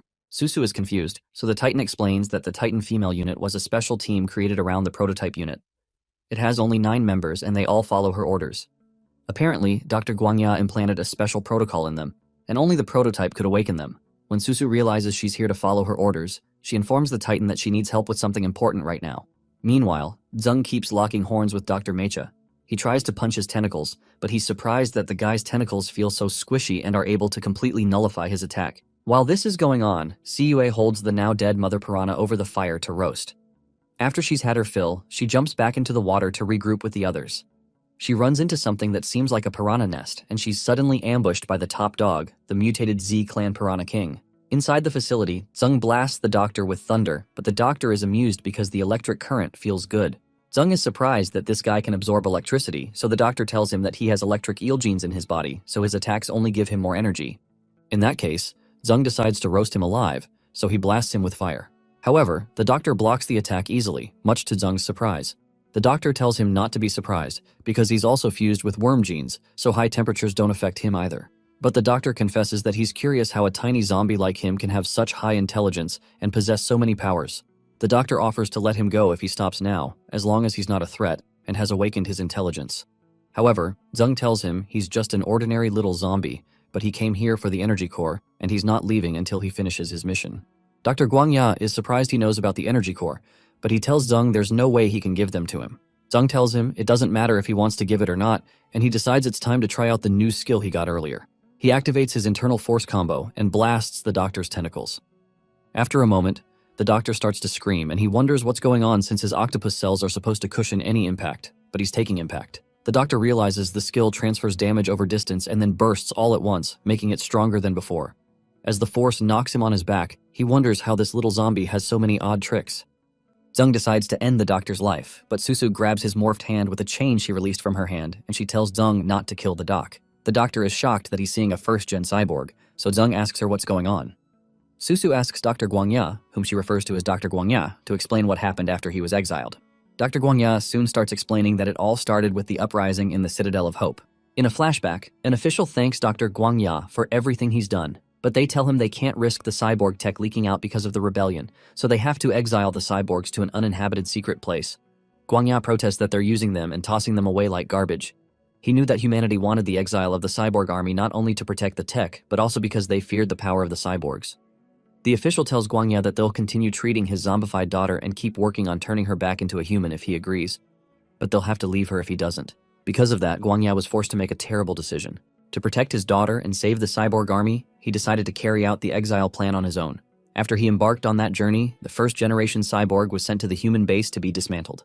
Guangya chose a spot in the depths of the sea as the site for their exile, but they ended up being swallowed by a mutated octopus. When he woke up, he realized they were inside the octopus's belly. The octopus had also swallowed a small town, and this was what allowed them to be able to survive. Using some parts from the town, Guangya transformed himself into a cyborg brain linked with the octopus's heart and brain. With that, he was able to control the octopus and also coexist with it. He also put the cyborg army into hibernation and implanted an anti-intruder program into them so that no one could enter or leave, so his daughter could continue her treatment. He says he's been living here for many years and has lost track of time, and he doesn't even know if his daughter is still alive or how she's doing now. Guangya admits that he never thought he'd see such a powerful zombie, and he finds it odd that a first-generation cyborg showed up on the same day too. Suddenly, Zeng asks the doc if he'd like to see his daughter if she was still alive, so he says he would love to. However, he says he doesn't know how to separate himself since he's merged with the octopus. Susu offers to help out, and she orders the Titan cyborg to separate Guangya's core system, preserve his energy core, and then reconnect his mechanical limbs. Once that's done, she reboots his system, and Guangya is surprised when his consciousness returns. Susu also informs him that she uploaded all the historical records from this world into his new body, which includes Guang Xiaofei's data, his daughter. Guangya becomes angry because he didn't expect to be tricked by the new humans, but he's glad that Xiaofei has awakened her consciousness.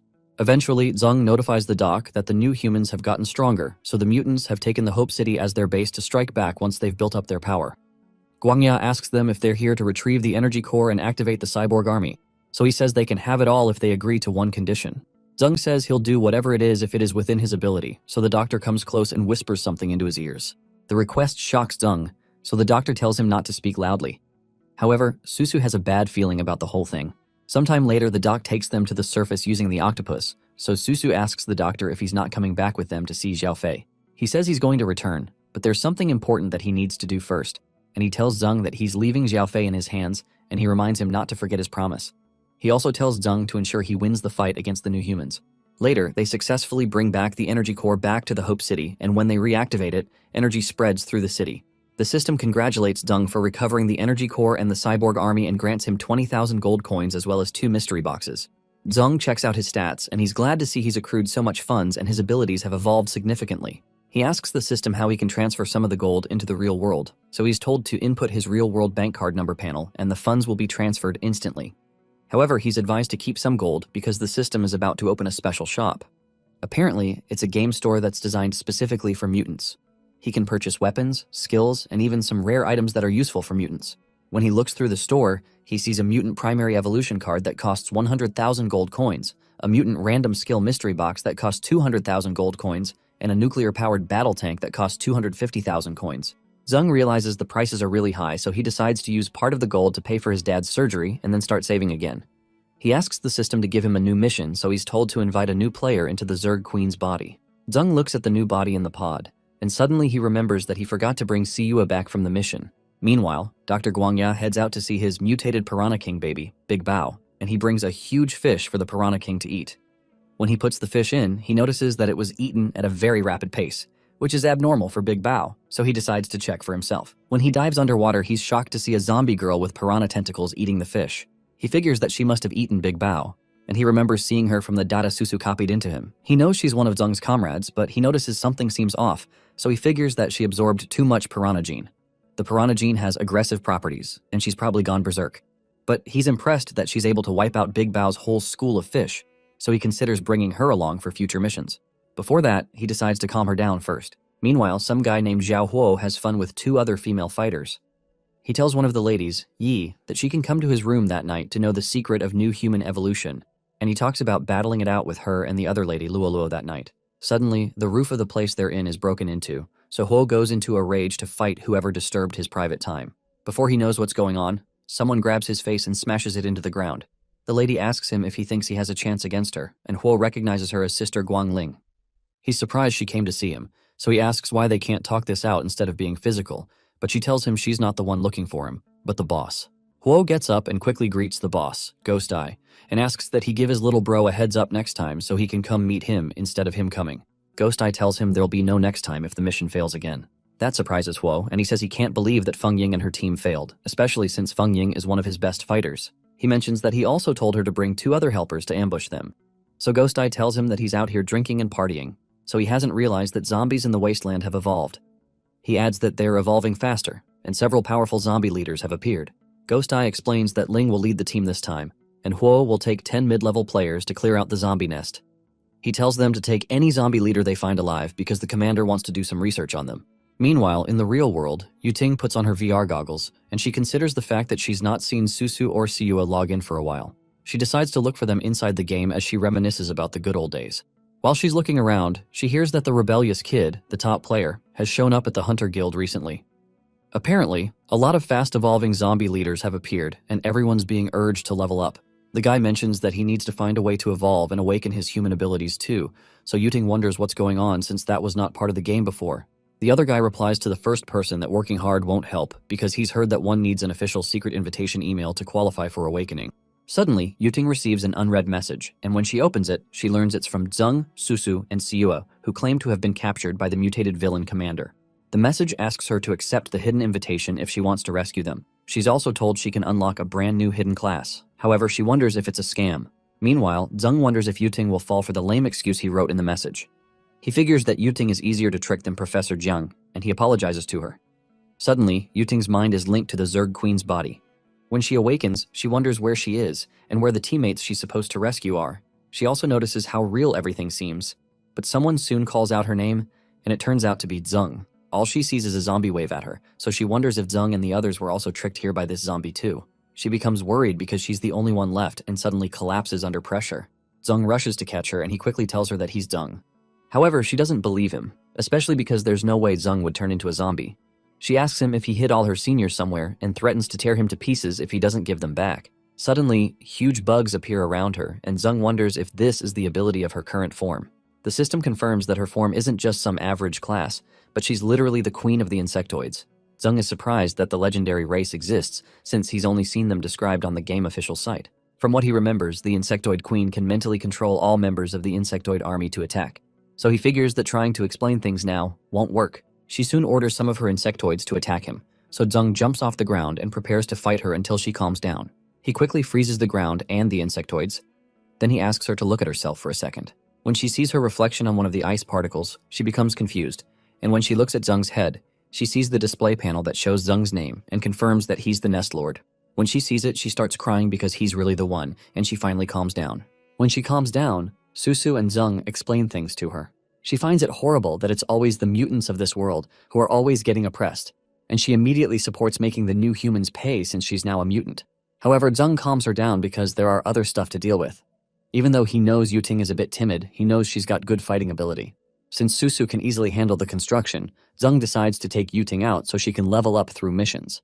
He soon checks with the system to give out a new mission, so the system first gives him 15,000 gold coins for successfully summoning a teammate. His new mission is called Strike First, and he's supposed to eliminate a team led by Ling and Huo who are likely to make a move soon. Zeng recognizes Huo and Ling, and he's glad to run into them again. He immediately tells Susu to focus on construction, and he takes Yuting with him. Meanwhile, at a hidden location, Ling tells Huo that they are out of options. She reminds him that they're all players who crossed into the game, and they disappear forever if they die here. However, Huo asks her to remain calm because they can handle any zombie if they team up. She reminds him of how Feng Ying died, so he said it's his fault for not sending enough backup with her. Regardless, Ling tells him he's wrong, because their numbers don't matter if the strength they're up against is too great. She shows him a secret weapon she got from Ghost Eye, but she warns him not to use all of it since they still don't know the side effects. He excitedly takes it from her and injects himself, stating that one shot of this is more than enough to deal with those zombie trash. His body suddenly starts to transform as he takes the shot, and a great deal of fire spews out of his body. Meanwhile, Siue wakes up from her slumber and wonders where she is. She wonders how she blacked out, and she remembers that she was supposed to meet with Zeng and the others. Suddenly, the doc appears to her on screen and tells her it's nice to meet her for the first time. He explains to her that she went on a rampage and blacked out because she ate too many mutant piranhas, which caused her to evolve way too fast. He informs her that her friends already got the energy core and have returned to the Citadel of Hope, and he's notified them that she's here. Siue looks dejected, so the doctor tells her not to feel down because she'll be with him for now, and the next part of their journey will be her favorite since they're going on a food tour. He tells her to go change in the room, and later come to the lab so they can head out together. They soon head out, and Guangya leads her to the Titan's Abyss, the ruin of an ancient civilization where there are some ancient writings. He explains that the writings on their left shows that the ancient civilization had fully mastered nuclear energy. Apparently, the energy core they found was one of the many things they got from these ruins. Despite being so advanced, the ancient civilization firmly believed in the existence of gods. The god they worshipped was a giant beast sleeping beneath the earth, and they built an underwater temple to honor that beast. Apparently, this monster feeds on energy and it falls into deep sleep as long as it's given enough energy cores. The reason they feared the beast was because they had the power to destroy the world, especially because the beast carries some mutant genes. The ancient humans discovered that these genes could spread and reproduce like a virus.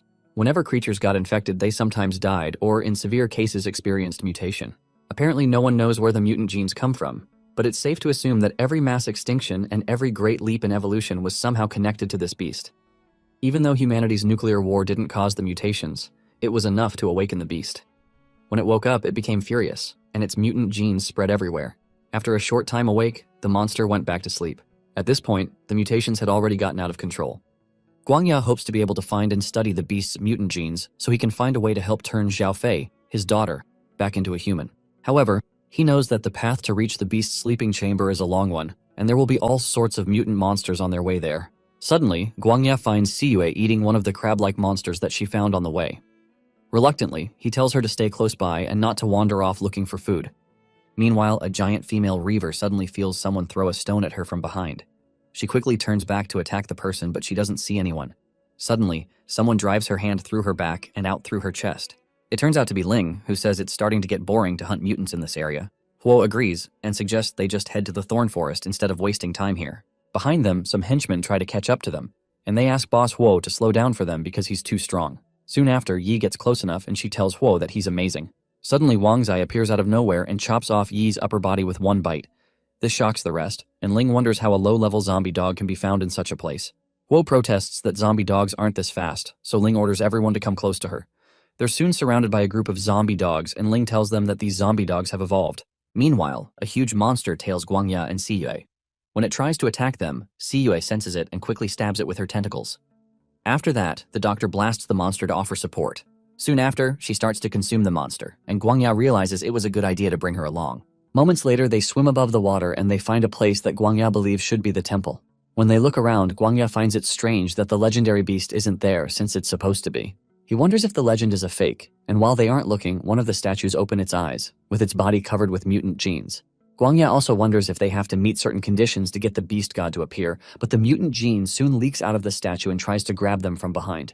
Before it can attack them, Siyu blocks it with one of her tentacles. Immediately, all the statues in the temple are overtaken by the mutant cell. Guangya is surprised that the statues came to life, and he wonders if it's the same creature as the legendary beast. He starts to blast the statues, and he successfully breaks down some of them. However, the parts of the statues that split apart become separate beasts, so Guangya quickly tells Siyue to focus on defense so as to stop the monsters from multiplying. When he turns back, he's surprised to find out that she's already using her tentacles to eat up one of the monsters, so he concludes that he was just overthinking things. Siyue latches onto all the monsters using her tentacles and starts to feed on them one after the other. Meanwhile, the members of Ling's team have been injured, but she and Huo are still on their feet. She wonders how zombie dogs suddenly evolved, and Wang Zai soon steps out to face them again. Huo covers his body with fire and states that these dogs are nothing since he's in his secondary evolution form. He dashes towards the dogs with fists covered in fire and knocks several of them back, causing Wang Zai to move backwards. Huo laughs that the dogs are scared now and he should have transformed sooner, but Ling tells him not to get too confident because he can lose too much stamina by going all out. Suddenly, they notice an attack from behind and they jump out of the way to avoid the attack. It turns out to be the scientist lady they abandoned a while ago, but she's now a zombie and she has a zombie girl on her shoulder. Huo recognizes her as Tai, but he doesn't believe Tai can become a zombie. However, Tai reminds him that he abandoned her a long time ago, and she promises to tear him limb from limb. Huo doesn't seem moved, and he tells her he's going to kill her, so Tai sends her child to attack them first. Shortly after, Ling is forced to retreat to the top of a nearby building, and she wonders how all these zombies got this strong. She's soon ambushed by S09, who tells her there's no need to run because she'll meet her end today. Ling tells her to piss off and kicks her in the guts, but S09 asks her if that's all she's got. S09 grabs her by the feet and smashes her into the ground, but Ling quickly uses her power to bounce back on her feet. With her back against the wall, Ling realizes using the substance Ghost Eye gave her is the only way out of this, so she stabs herself with it and her form begins to change. Massive energy soon pours out of her body, but S09 still jumps ahead to come pummel her. Ling hadn't expected the zombies who were test subjects to be this powerful, however she's certain she can take her down after her secondary evolution. She launches a punch into S09's face and kicks her, sending her flying a few feet away. Ling tells S09 that she's strong, but S09 gets up and tells her this was just a warm-up, because she's now getting serious. S09 soon twists her head, and 4 other arms pop out besides the 2 she had before. This surprised Ling, but S09 simply grabs her 2 arms with 2 of hers and pounds her face with the others. When she's knocked down, S09 asks Lord Zeng what she should do with her, so Zeng commends her, and he refers to her as Dali. He tells her to take Ling back to the base because he needs to interrogate her. He had hopes that Ling would be much stronger because he wanted this to be a chance for Yuting to get some practice. However, he knows that the new humans will certainly send out stronger players. Before that, he plans to get some information about the state of things on their end. Meanwhile, Siyue laments that she's so full from eating so much. Guangya wonders why the god still hasn't appeared after Siyue has eaten so much. But Siyue suddenly begins to vibrate and starts to vomit some blood. The blood causes a trail of light to activate beneath their feet, and Guangya figures out that this temple is actually a passageway, and they needed the genes of the legendary beast for identification. They soon begin to descend, and Guangya wonders where the passage leads to. Somewhere else, a huge dinosaur eats another one that's just going about his business. Suddenly, the huge dinosaur is attacked by a larger monster that rips its head off. The monster is clearly imbued with the mutant genes, which is seen bursting out of its body. Suddenly, the monster notices the huge throne from the temple descending into their domain. On the throne platform, Guangya and Siyue are shocked by the sight. Guangya wonders if they're in the hollow of the earth, and they're soon ambushed by the huge monster before they can act. Guangya figures that they must be in the god's lair, but Siyue quickly swings into action and tries to go for the monster's head. However, the monster splits its head open and swallows Siyue. After swallowing her, he turns his attention to Guangya, who doesn't seem fazed, but tells the monster it won't have a chance to get him. Suddenly, the monster notices a strange pressure in its stomach, and Siyue soon bursts out, tearing the stomach wall open. She pulls out something that looks like its heart and starts eating it, and Guangya becomes extra relieved that he brought her along since she has such a huge appetite. They soon notice a strange sound, and Guangya wonders if the god is about to awaken. Meanwhile, in the abyss of the end, Zeng receives a reward of 30,000 gold coins because his clan member has defeated a new human. He also received 50,000 gold coins because Siyue slayed the ancient mutant beast, the mutant gorilla, and his savings reached 485,000 gold coins. At this point, Zeng realizes he can finally pay off all of his dad's medical bills. He's also surprised that training other teammates or clan members to complete missions doubles his rewards, so that gives him ideas. The system confirms that no matter how strong he becomes, he can still be overwhelmed by numbers. So strengthening his teammates will be highly incentivized going forward. Because of that, he decides to focus on training the others to get stronger. Nearby, Tai's zombie daughter blasts Huo with blue fire and tells him to scram. Huo has no choice but to hide, and he wonders how this stupid woman has a little zombie whose fire manipulation is stronger than his. He's overwhelmed by her fire because it's several times hotter than his. He wishes he had more evolution potions so he could overpower them, but Tai soon finds him where he's hiding. With a syringe full of evolution potion, she asks him if this is what he wants and tosses it at him, so he quickly pushes it into his bloodstream and calls her an idiot. However, his body starts to enlarge in weird proportions, shocking him. Tai calls him an idiot and tells him the human body can't withstand an overdose of evolution potion in such a short amount of time. In an instant, Huo's body is engulfed in fire and he explodes. After his body collapses, Tai finds a crystal in his corpse and wonders if it's his energy crystal. Shortly after, Zeng takes Ling into his prison, and he's notified that Tai has taken out Huo, so he's given 30,000 coins. He's also informed that she has obtained a fire attribute energy crystal. He decides to focus on getting information from Ling, who begins to ask if it's over for her and if she's going to die in this world. Even though she won't be able to return to her original world if she dies, she says it's still better than being tortured by those male zombies. Zeng asks her what nonsense she's talking about, and she asks who's there when his voice startles her. He tells her she doesn't need to know who he is and says he won't kill her as long as she answers his questions obediently. She asks him what he wants to know, so he pulls off her blindfold and tells her to start with everything she knows. She decides to talk, and 20 minutes later, she divulges all the information she has.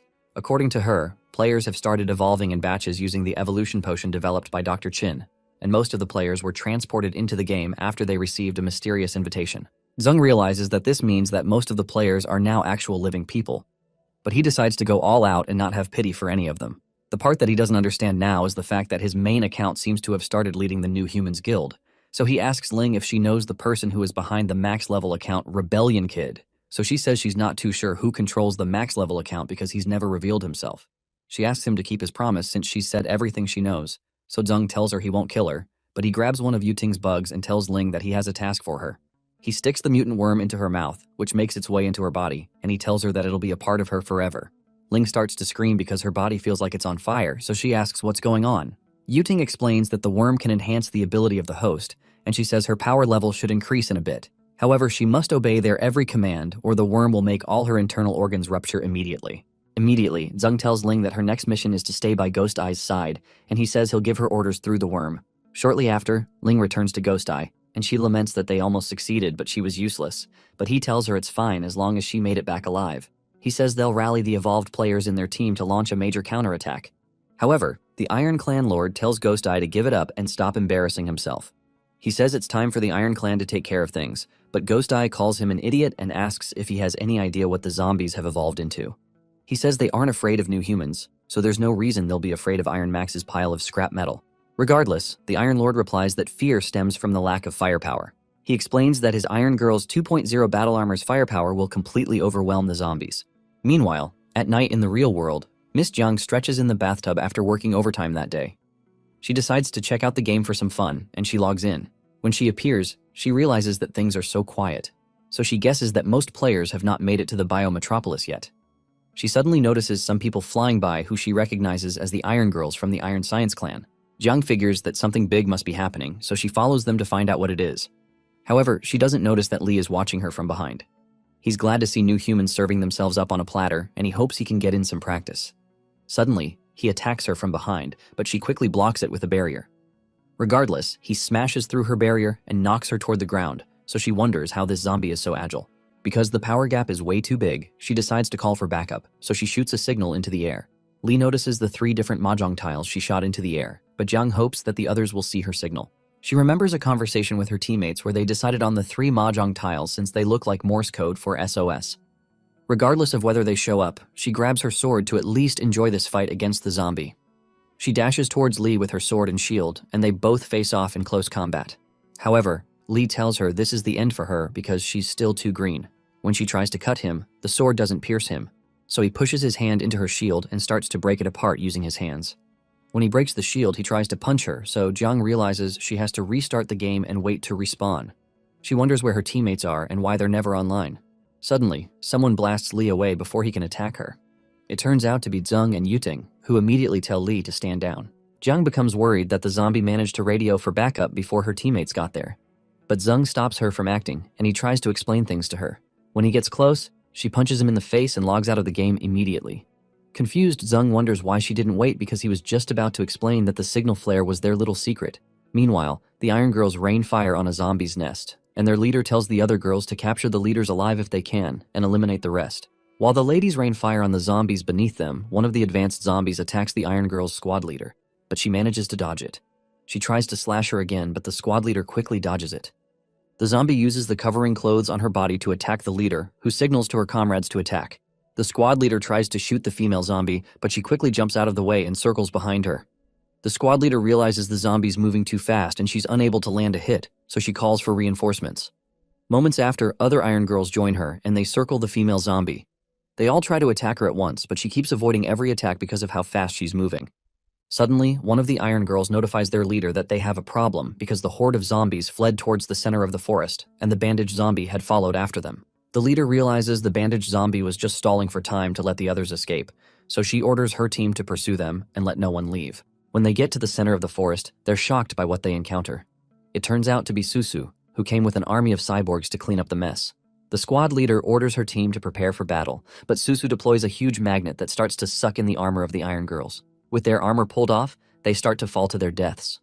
Meanwhile, Miss Jiang logs out and wonders what just happened. She wonders if the zombie was talking to her and what it was trying to explain, and she becomes worried that the game is updating too fast for even veteran players to keep up. In his base, Zheng reads the game's policies and confirms that game accounts are deeply bound to the player through facial recognition, so they can't be traded or stolen. Because of that, he believes the new Human Alliance leader, Rebellion Kid, shouldn't be his account. He decides to get Ling to investigate when the chance comes up. Suddenly, the system notifies him that a new zone called Dark Icefield has been opened to him in advance, and he's told to subdue the mutants in this zone before the zone is open to all the players on the server. Zheng wonders why they're opening another zone he's not heard of when he's not even conquered the Abyss of the End yet. However, the system tells him it's better not to ask too many questions, because this is what he needs to know. Apparently, many players in the new Human Alliance are also people who migrated through invitations, and they've awakened special abilities. Those players have become true new humans, so the game will open more zones to provide them with leveling experience. Meanwhile, Siyue keeps eating the flesh of another ancient monster she slayed, and her appetite doesn't cease to amaze Guangya. Suddenly, a green light appears beneath them, so the doc tells her not to panic because he believes that the stone slates correspond to the map of this world. He notices a section called the Dark Icefield, and he wonders why he's not heard of it, but Siyue simply asks if there's yummy food there too.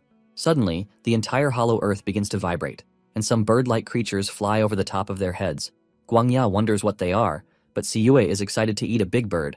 However, Guangya holds her back so she doesn't get a stomachache. They decide to observe things from a bush, and when they get a closer look, they see some sort of angelic being surrounded by other winged people who clearly have mutant genes in them. When they come down, one of them says the Dark Icefield section has been activated, which is strange. Another one asks who did it, but the previous one says they can worry about that later, but they need to focus on the ritual for the ancient true god. When the giant beings leave, Guangya figures that these giants must be the kinsmen of the ancient true god. Suddenly, Guangya is grabbed by the being that was in the midst of the others, who identifies him as a 7th generation game creature. The giant asks Guangya how they got here, but Guangya remains speechless. Meanwhile, Siyue tries to bite through the giant's flesh, but she finds out that she's unable to. Guangya signals to Siyue to get back, but it's too late because the giant soon grabs her and comments that she's interesting because of the scent on her. He figures that she was able to devour a judgment guard, which is extremely interesting. The giant says that their bodies shouldn't be able to withstand the demonic sounds here, but he's amazed by the evolution of these 7th generation game creatures. The being throws them through a vortex beneath his feet and tells them to go back for now, and says they might meet again one of these days. Suddenly, Guangya and Siyue land in an ice field, and one of her tentacles coughs out the tissue she bit off the angelic being. Meanwhile, the other giants return to the first one, and they refer to him as Grand Duke Abaddon. Abaddon declares that it's time to start the ritual to welcome their true god, Satan. In the abyss of the end, Susu and the cyborgs pull off the armor of the Iron Girls. Susu holds the squad leader at gunpoint and tells her to surrender. Meanwhile, Ghost Eye becomes angry when he uses his ghost vision to spot that the Iron Girls' legion was completely wiped out. Nearby, the Lord of the Bloodthirsty Paradise, Electric Blade, reminds them that she said to leave the zombie horde for them to handle. She says it's not too late for them to clean up their mess, but the Iron Clan leader says he'll handle his own business. He declares that he's going to test the power of his newly developed alloy battle armor. Electric Blade suggests they compete to see who gets more prey this time, so the Iron Clan leader takes her up on the offer. Meanwhile, in the real world, Miss Jiang considers the weird encounter she had, and she wonders what a zombie would want to explain to her. Because she can't figure it out on her own, she decides to find Zeng and the others to discuss it first. Soon after, she locates them, and when she asks if they know what's going on in the game, they all tell her that they don't know. Jiang immediately senses that something is wrong, so she grabs Deng seductively and pleads that just the two of them log back in to pay those monsters back, but she notices that the other ladies don't interfere, which is unlike them. The other ladies don't respond, so Jiang realizes that they've been replaced. She decides to go back into the game on her own to find an answer, so she logs back in. This time, she appears in a place that she doesn't recognize, and Deng appears behind her to welcome her. He explains to her that this is his territory, the Citadel of Hope, but she rushes at him to kick him in the face. Zeng quickly dodges the attack because he's certain she'll be able to shatter his head with that kick. He tries to stop her, but Jiang considers fighting to the death against him since it's only one zombie. Zeng tries to stop her and tells her to let him finish talking, so she pulls out her sword and asks him if her friends are acting strange because of him. Zeng admits that it's kind of his fault. But before he can explain, she tells him there's nothing left to explain and dashes towards him with her sword. They engage in close combat, and Zeng is forced to dodge her attacks because every single one of them is a killing blow. He figures that she'll destroy his home base if she keeps this up, so he uses his morphed hand to subdue her and grab her sword. He apologizes to her using her real name, which surprises her, so she asks him what he just called her. Zeng tells her he's Zeng, so Jiang asks him why he didn't say that sooner. He tells her she didn't give him a chance to explain. She wonders if it's possible to play the game as a zombie and asks about the others. So Yuting appears and says she was the one standing next to Zeng the other time. Eventually, Zeng gives a long explanation of everything that has happened, and he asks her if she'd be willing to join them to play the game. She immediately says she understands, and Zeng is surprised by her decisiveness. Soon after, her consciousness is transported into the body of one of the zombies, so they follow Zeng out to their territory. When they get here, Jiang is amazed by the sight of their home, but Li soon rushes to announce that they have an intruder. It turns out to be the boss of the Bloodthirsty clan who crushes Li under her feet and asks Zeng if he's the boss around here. Electric Blade signals to the Iron Clan leader that she's at number 107, so he responds that he's at 115 and thanks her for the fight. Electric Blade immediately rushes to take Zeng's head to increase her kill count, so Zeng says he'd like to see if she has what it takes. Immediately, Jiang rushes to face the clan leader, who's surprised by how fast she moved. Because of the speed of her movement, she's forced to dodge, so Jiang uses the opportunity to retrieve Li. It annoys Electric Blade that Jiang tricked her, so she stabs at Zeng, but he quickly shields himself, which impresses her. Zeng immediately calls out to Yuting, who releases a small creature called a Slug of Mending. Apparently, the slug is like a little nurse, and it takes care of Li's wounds until he feels good enough to fight again. Zeng tells Li he has a chance to attack again, so he jumps at Electric Blade and asks what kind of hero uses a sneak attack. He dares her to fight him fair and square, and when he tries to punch her into the ground, she jumps back. Behind Li, Zeng tells the others that they're leaving, so Electric Blade concludes that they're trying to escape. Behind Zeng, Yuting makes funny faces at Electric Blade and says they're not worthy of being their opponents. Later, Iron Max finds his girls tied up somewhere, so he sets them free, and they jump on him in excitement. Meanwhile, Susu orders that the cyborgs direct a blast at a specific coordinate, so they do so. It turns out that the girls were bait for Susu to attack Iron Max too, but some of the girls quickly create a shield to protect their boss from the blast. Zung notices the explosion and tells Susu she's going to reduce the entire place to rubble if she keeps fighting this way. Susu jokes that the buildings are already shabby and they can just rebuild them with a little money since the most important thing is taking care of these disgusting cockroaches. She continues blasting them, and suddenly some of the members of the Electric Blades team try to attack Zung from behind while he's chatting with Yuting. Before they can hit him, Jiang swoops in and knocks them away. Yuting tells Zung she understands what he means, so she summons her subjects. She summons a creature called the Attack Metal-Eating Beetle and releases it to face the members of Electric Blade's team. Meanwhile, Guangya isolates the mutant flesh that Siyue got while she chills on the ground. Suddenly, she notices the smell of food and notices an ice armor snow wolf that's at level 44 approaching them. Guangya is shocked, but Siyue rushes at the monster because she's too hungry to care. Guangya warns her to stand back because they don't even know what the monster is. Siyue tries to bite into the monster using her piranha bite force, but it's unable to penetrate it. Instead, the wolf bites off her tentacle and other wolves appear behind it. Guangya realizes they're cooked, but Siyue doesn't give up and launches at the wolves with her tentacles. Suddenly, one of the wolves grabs Siyue's tentacles in its mouth, but she pushes in another one into the wolf's open mouth, so the wolf mistakenly bites its counterpart instead, and Siyue swallows the blood that comes out. She immediately confirms that the best way to beat them is to make them attack one another. The attacked wolf soon dies, and the system notifies Siyue that she's killed an ice armor snow wolf, so she's gained the ability called Unbreakable Ice Armor and Shield-Shattering Fang. Meanwhile, Yuting orders her beetles to devour the members of the bloodthirsty Paradise group until nothing is left. The beetles immediately start eating up their weapons and armor, causing the ladies to cry out for help. This annoys Iron Max, who decides to show the zombies the power of his newly developed alloy battle armor. He generates an inferno from his hand and starts to burn the beetles, so Yuting decides that it's time to evolve her little babies. One of the ladies from the Iron Clan runs away from the beetles and heads toward Iron Max, begging him to save her. However, he tells her to stay away from him, and he roasts her with his fire. When he notices the other girls are overwhelmed by the beetles, he tries to get them to move away from him, so he tells them that their work will pave the path of the advancement of the new humans. He tells them to rest in peace and sets them all ablaze. Meanwhile, Lee continues his fight with Electric Blade, who realizes that the situation is going awry. Lee tells her that she was only able to cut him before because she ambushed him, and he tells her she's no match in a fair fight. Electric Blade agrees that he's right, and she wishes she could get a few more people providing cover. Suddenly, one of her girls lands in front of her after John kicks her towards Electric Blade. Lee jumps towards Electric Blade to punch her and tells her that her comrades are about to be wiped out, and he tells her to surrender quietly. However, Electric Blade says she'll only surrender in his dreams, so she breaks out an evolution potion and consumes it. Doing that causes a destructive energy to burst out of her body, and she becomes empowered, so she tells them she's going to kill them. She dashes towards Lee, who tries to block, but ends up getting some of his body chipped off. He wonders how this crazy girl suddenly became this strong, and he realizes things are not looking good. As Electric Blade moves forward to attack again, Zung appears in front of Lee and freezes her sword using a skill called Flash Freeze. This surprises her, so she's forced to leave the blade and retreat. Zung tells Lee not to chase her so he doesn't get roasted by Iron Max, who seems to be going insane. He's also impressed that the evolution potion can strengthen the human body to this extent. Meanwhile, Electric Blade tries to calm Iron Max down and tells him to fight his way out of here with her. He's surprised that she used the potion, but she says they'd all be dead if she didn't use it, so she suggests they escape for now. Iron Max activates his boosters, and they fly away. He admits that they've underestimated the abilities of these monsters, and they'd have to get back to the boss with news. Jiang asks Zung if they should pursue, but he tells them there's no need because the news of their loss will stop the others from coming for a while so they can have some peace. Zung starts to lament because of the damage caused to his zombie lair, and he has to spend 200,000 gold coins to rebuild the lair. When he does that, the system congratulates him for completing the hidden mission by cooperating with his teammates to achieve victory and rebuild his home. He's given a reward of 50,000 gold coins and a passive skill called Bond. He wonders what this skill is, so the system explains that the Bond skill allows him to share about 50% of the strength gained by teammates when they obtain new skills. Immediately, he's told that he's gotten the abilities of the Ice Armor Snow Wolf called Unbreakable Ice Armor and Shield-Shattering Fang because of the wolf that Siyue killed in the Dark Ice Field.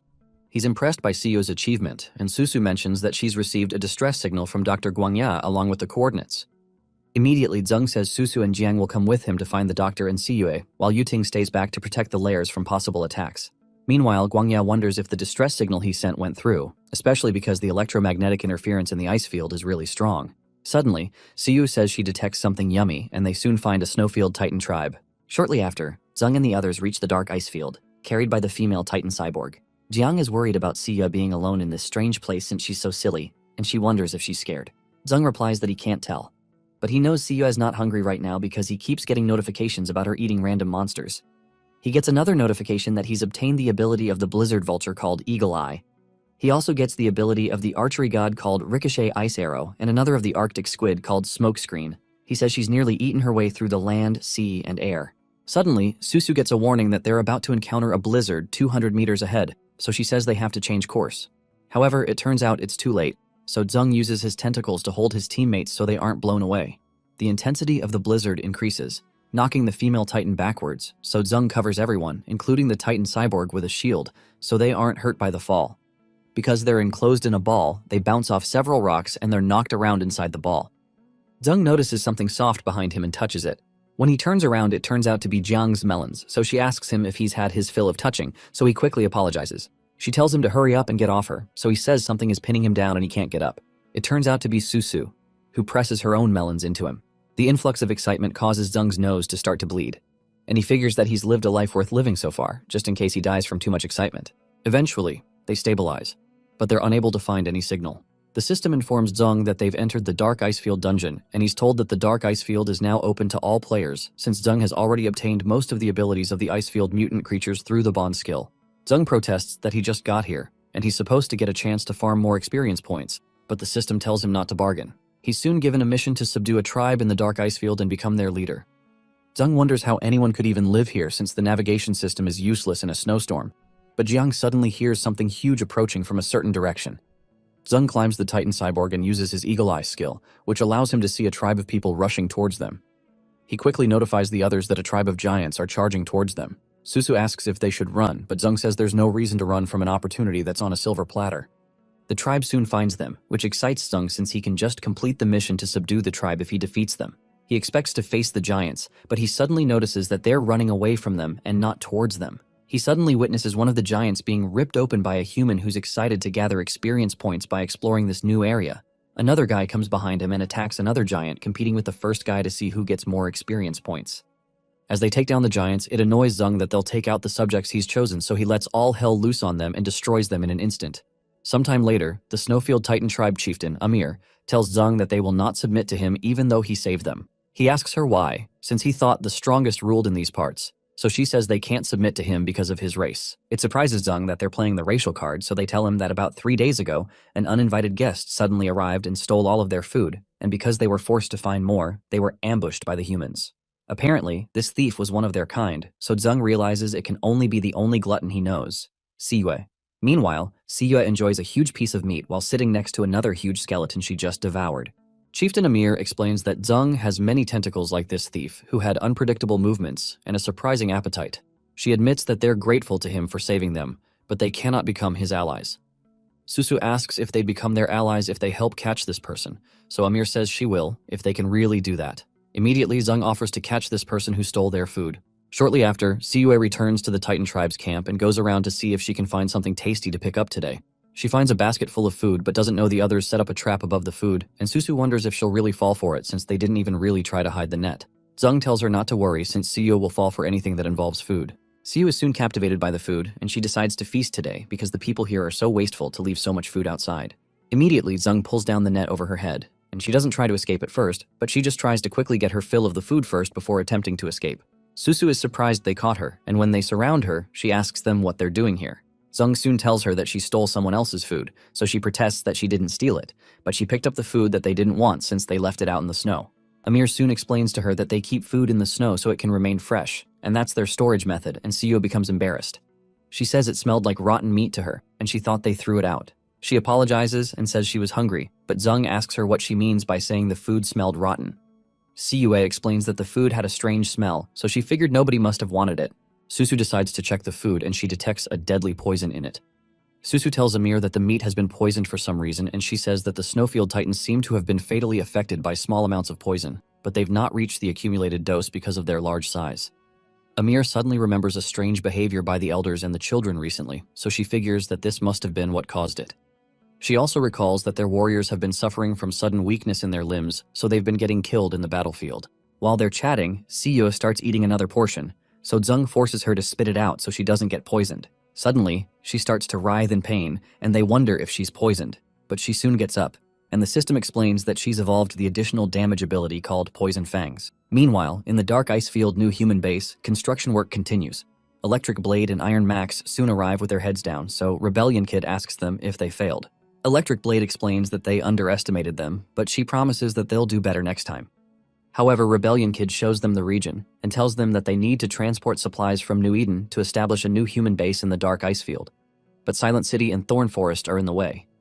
They both realize the leader is pointing to the fact that the area is still occupied by a horde of zombies, so they apologize and explain that they will find another way. Rebellion Kid reminds them that what they want isn't just the land occupied by monsters, but to get the entire planet for the new humans only. Sometime later, a group of new humans quickly dig a hole in the Thorn Forest, and they move material through an underground tunnel. Ling warns the men not to make noise so they don't alert the monsters on the surface. She soon notifies Ghost Eye that they're almost through, and he asks her if they didn't alert the zombies. She informs him that Electric Blade and Iron Max are attacking the zombie territory as a diversion, and they've not been noticed. Also, she mentions that the zombies will be focused on rebuilding their territory after the battle anyway. She adds that once they open the passage from New Eden to the Dark Ice Field, the teleportation circle there can also be completed. At that point, the commander will lead the new human players to take the Dark Ice Field. However, Ghost Eye replies that he believes that the commander's determination to build a base teleportation circle in the Dark Ice Field is unnecessary. He recalls that one of their doctors, Dr. Victor, has developed a virus that targets mutant monsters, and the Dark Ice Field will be the first test site for its development. He estimates that the mutant monsters on the ice field will be extinct within a month because of this virus. Suddenly, one of the workers encounters ice while digging, so he comes to notify the higher-ups that they've reached the permafrost layer of the Dark Ice Field. Meanwhile, the men digging farther into the tunnel are blown away by a strong gust of wind, so the others quickly try to escape. The commotion creates a loud noise and a bright light which gets the attention of the zombies that are gathering supplies and gets Yuting's attention. She immediately orders some of the higher zombies to go check out what's happening in the west side of the Thorn. Yuting figures that something big is about to go down, and she fantasizes about the reward she can get from Zeng if she helps out with this. She plans not to hold back with him and get him to have fun with her. Meanwhile, Zeng keeps sneezing in the Dark Ice Field, and he worries that he's going to catch a cold if he stays for too long. He wonders if zombies can even catch colds. His teammates and Amir accompany him to follow Siyu to the place where she and the doctor have been camping. She leads them to a hut and opens the door to find the doctor knocked down. Guangya struggles to get to his feet, and he asks them to help him pass the evolution potion on the ground. Zeng quickly grabs it and injects him. After he does that, the doctor rejoices because he survived, and he praises himself for developing an antibody for virus Nubrazor 56. Zeng wonders what he's talking about, so Guangya explains that it's because of the virus-carrying meat that Siyu brought back. Apparently, it's a fatal virus that targets mutant species, specially developed by Dr. Victor, the Witch of Destruction from the New Human faction. When Guangya was in charge of research there, Victor proposed a plan to study the genes of mutant creatures, then she developed a virus to wipe out their entire race. He rejected her plan because his daughter was a zombie, but the commander accepted the idea and put it to action. He adds that this place is likely the first test site for the plan. That shocks them, but they're stunned by a loud sound. When they step out, they find out that Amir has collapsed, so Guangya tells them the virus must be acting on her body. He says she'll be fine once they inject the antibody, and after he injects her, Zeng asks him how he developed the cure. Zeng recalls his encounter with Abaddon, and explains that it's thanks to Siyue because she brought back a piece of tissue from a little angel, and it was the mother cell carrying the mutant gene. He explains that they were looking for the temple in the Inner Sea, and they found it around this location, but they also found that the energy core was just an offering from ancient people to the gods. These so-called gods seem to be linked to the mutant creatures that are now appearing, but before they could make sense of things, they were thrown here. Zeng mentions that they may be able to get more information about biological mutants if they could find other energy cores, so Amir says there's an energy core in the ice field, which surprises Zeng. Meanwhile, in the Thorn Forest, the advanced zombies rush to the west side of the forest, and they find several workers frozen in blocks of ice. T09 wonders where all the ice came from and if they're going against a mutant ice tiger, but the bandaged zombie says she doubts it because the boss already took care of the mutant tiger family a long time ago. T09 suggests they smash the ice and find out, but the bandaged zombie suggests they report what they saw first and come back with reinforcements to be safe. However, T09 suggests they check out what's inside first, so they'll at least have something to report when they get back.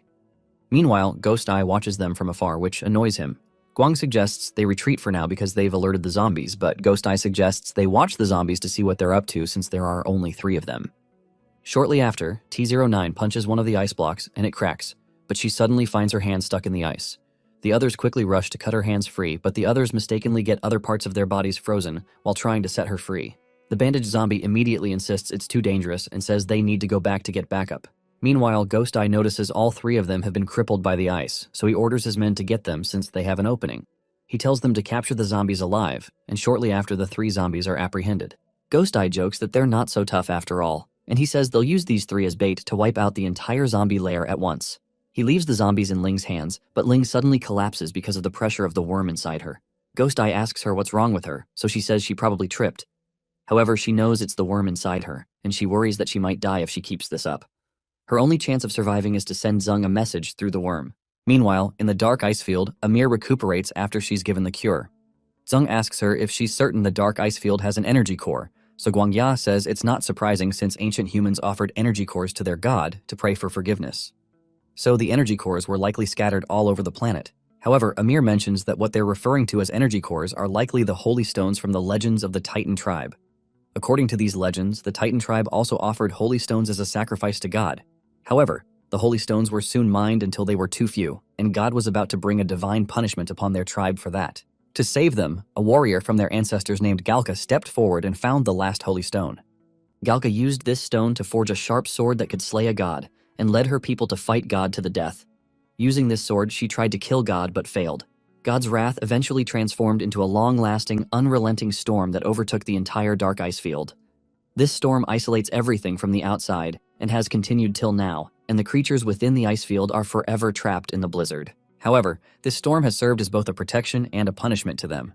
Those inside can't get out, but those outside can't get in either. Apparently, the Snowfield Titan tribe has lived like this in the dark ice field in peace for thousands of years until Zung and his friends entered. Zung wonders how they were able to enter if that was the case, so Amir says the new humans they mentioned have also recently appeared. Suddenly, some members of the tribe rush to inform Amir that the tribe is in danger. Meanwhile, in the dark forest, Yuting fantasizes about Zung, but she suddenly receives a message from the mutant worm mother bug that the 3 she sent out have been captured. She also learns of their plans to use them as bait to get her, so she plans to pay them back for trying to bully a weak woman like her because Zung isn't around. Ghost Eye leads his captives forward, and he exclaims that it's a good idea to capture the zombies because the monsters in the thorn forest aren't even coming near them. He orders his men to stay close to the zombies and avoid monster attacks because they're almost at the zombie lair. Ling notices the pain in her body is reducing, so she figures that the zombies must have received her message. Suddenly, they all become alarmed because the ground starts to shake, so Ghost Eye wonders if the stupid storm is chasing them. Guang soon notifies him of a huge bug towering over them, and they realize they're cooked. The bug knocks the men off their feet with one attack, and they begin to run. The diversion gives the zombies a chance to run, but Ghost Eye tells his men to stay calm and fight. He tells his men to open fire, so they open fire on the huge bug. After the smoke clears out, they realize the bug was unaffected, so they resume trying to escape. However, it's too late because they're soon cornered by Yuting, who stands on the bug's back and asks them where they think they're going. She tells them there's no escaping from this place, and Ghost Eye realizes they're cornered. Soon after, the men are captured, and Yuting says they'll wait for Zung to return so he can deal with them when he gets back. She asks the advanced zombies about the strange ice they encountered, so the bandaged zombie explains that it's a terrifying thing that's at the western part of the forest. Yuting finds that interesting and asks that they lead her there. When she gets there, she sends her metal-eating beetles 2.0 at it, and they start breaking it up. She connects to the vision of the insects to see through their eyes, and she soon sees a mirage of a sword and a blue dragon. She wonders what she's seeing, but can't make sense of it. Meanwhile, in the dark ice field, Amir and her tribewomen struggle to hold the line and not let the new humans break through. The new humans open fire on them, and Guangya tells the warriors to quickly inject the weak titans with the antibodies he provided while they handle the attackers.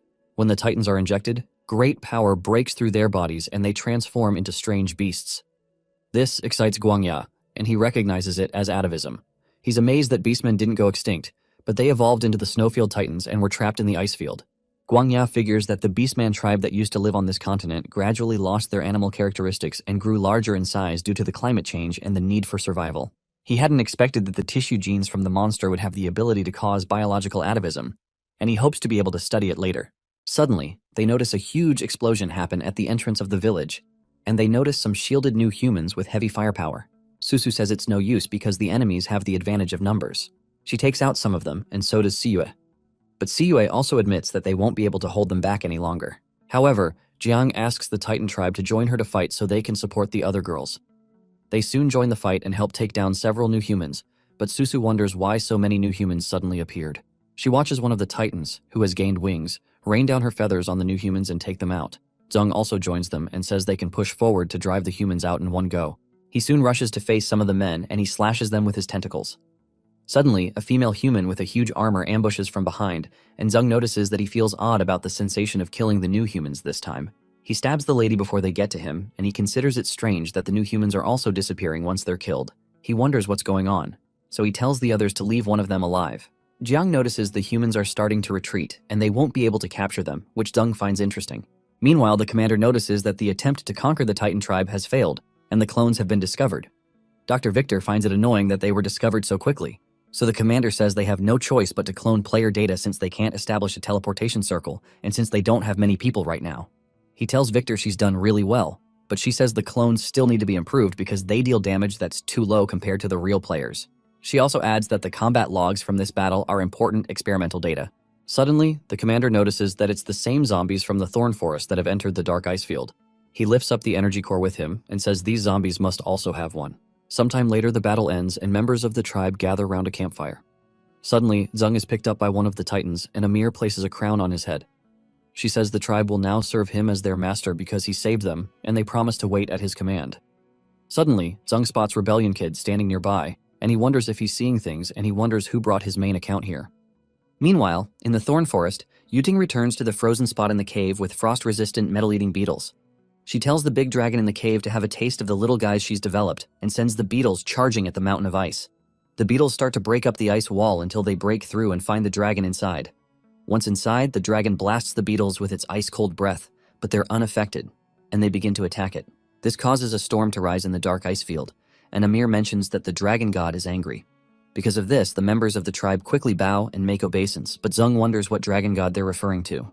While he's distracted, the commander of the new humans escapes, and Zeng tries to chase him down. Suddenly, he gets a new mission notifying him that the Dark Ice Field's Snowy Mountain dungeon has opened, and he's to tame the ultimate boss of the Snowy Mountain.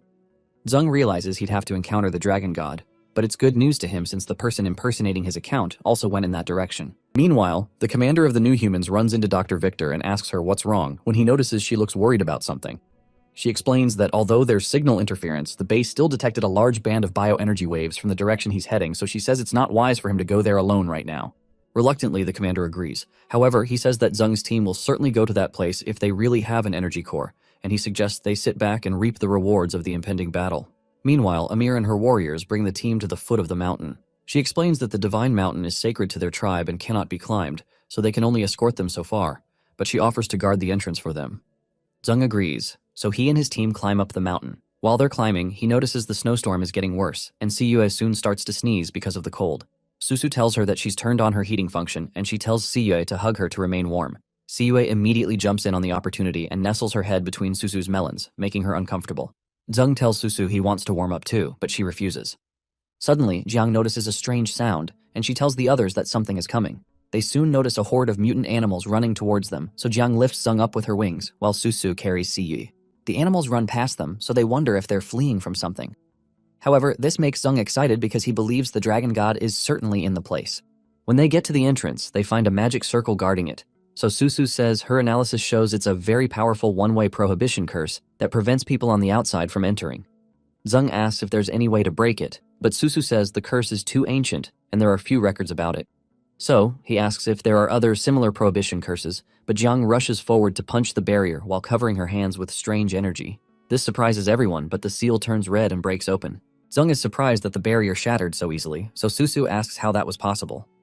However, Jiang says it's possible the barrier must have weakened after so long a time, especially since she didn't use much force. They decide to go in, but Jiang stops everyone because the commander of the new humans was heading here, but since they've not run into him, it's most likely a trap. He asks Jiang to stand guard at the entrance just in case the commander tries to take advantage of them. After that, Zeng and the others head inside, and when they get in, they find several of Yuting's bugs. Zeng recognizes Yuting's metal-eating beetles and he wonders why they're here, so Susu suggests they follow the trail of the bugs. After they follow the trail, they find the dragon god encircled by the bugs. The dragon immediately spots them, and when it spots them, they all start floating into the air. Susu wonders what's going on, so Zeng explains that this is the dragon's special ability. They all become dizzy, but Zeng soon finds himself in another place and wonders where he is. When he gets up, he notices a coffin by his side, so he quickly apologizes to whoever is in it by saying he didn't mean to disturb them. He tells the person to blame the dragon if they want to blame someone, but when he looks closer, he sees a drawing of the dragon on the coffin with a female warrior sitting on its back. When he sees the sword in the woman's hand, he figures that this must be the chieftain that fought against God that Amir mentioned. After observing the carvings on the coffin, Zeng is able to deduce the story of how the heroic chieftain, Galka, tamed the dragon, and forged the holy sword. Apparently, she died in battle and was laid to rest here. Zung wonders if the holy sword was buried with her, so he opens the coffin to find out. However, he notices the coffin is empty, and confirms his suspicions that things won't be so simple. When he looks into the coffin, he notices some more inscriptions inside and learns that the holy sword was entrusted to the dragon to keep after the chieftain died. He realizes the dragon has the sword, but he wonders how he'll find it again since he's been separated from Susu and Siyue. While he's lamenting, a metal-eating beetle finds him, which makes him glad because he can follow the beetle because they have a very keen sense of smell. He follows after the beetle and is able to find the dragon shortly after. When the dragon spots him again, he starts to twirl in the air, but he quickly grabs hold of one of the beetles before he's teleported somewhere else again. This time he finds himself in a place covered in ice crystals, and he figures that the way the dragon triggers its skills is through its eyes. He asks the beetle to help him again, so the beetle leads him to the dragon once more. However, Zung blindfolds himself this time, so the dragon won't be able to teleport him. Suddenly, the dragon tells him he was going to let him leave on his own, but it tells him he's seeking death since he's returned. The dragon immediately tries to bite his head off. Meanwhile, Jiang continues guarding the entrance, but starts to wonder how the others are doing. She suddenly hears a sound, and when she sees someone coming down from above, she worries that it's an ambush. However, it turns out to be Susu and Siyue, who's holding on to her for dear life. Susu tells Siyue to loosen her grip because she can't breathe, but Siyue refuses to because she's afraid of heights. Siyue screams for help, and Susu tries to signal to Jiang to catch them, but it's too late and they just collide with the cold ground. Later, Jiang helps them up and asks how they ended up falling from the sky after they entered the cave. Susu blames the dragon god, so Jiang asks if they're referring to the ice dragon with blue eyes that breathes out a snowstorm. Confused, they ask her how she knows what the dragon looks like since she didn't go in. However, she says she doesn't know either, but images of the dragon have been appearing in her mind ever since she heard its roar. She admits that it's almost like a memory that came with this body she's in. Susu suggests they talk about it later because they need to find Zung because he's still in there facing the beast alone. While they head in, Jiang warns them to be careful and remains to guard the entrance. She wonders what's going on and what the deal is with this ice dragon. Shortly after, Susu and Siyue appear behind her again, so she asks them how they got out again. Siyue laments that it's like they're trapped in a maze, and Susu says they followed the same path as before, but they ended up here. She guesses that it has something to do with the dragon's spatial ability, because it seems to be changing the position of the correct passage to avoid being disturbed. Siyue asks how they're going to find it, so Susu says it would have been easier if they still had some of Yuting's metal-eating beetles. However, Jiang says she might be able to help out since a beastman's nose and ears are as good as an insect's. Because of that, Susu summons the female Titan cyborg and tells her to stand guard at the entrance while the rest of them head inside. Meanwhile, Zung keeps battling with the dragon and jumps out of the way before it hits him with its ice attack. Zung surrounds himself with the aura of the thorn dragon so he can face the dragon squarely. He uses a portal to teleport towards the dragon and get close enough. When the ice dragon sees his dragon, it pours out its ice-cold breath to freeze him. But Zung retaliates by pouring out fire from his own dragon's mouth. However, the ice dragon manages to freeze Zung's dragon, causing it to explode. The dragon tells Zung that his little tricks can't hurt him at all, and Zung agrees, but explains that he now knows that the dragon's spatial transfer ability can't be continuously used in a short period of time. With that knowledge, he morphs his hands into swords and rushes towards the dragon, because he knows he just needs to act faster before the dragon can use its powers again. When he comes close, the dragon transforms into a woman and says she didn't expect Zung to be so persistent. She admits that she underestimated him, so she grabs her sword and says it's time to get serious. She asks him if he's ready to die, so Zung tells her to bring it on.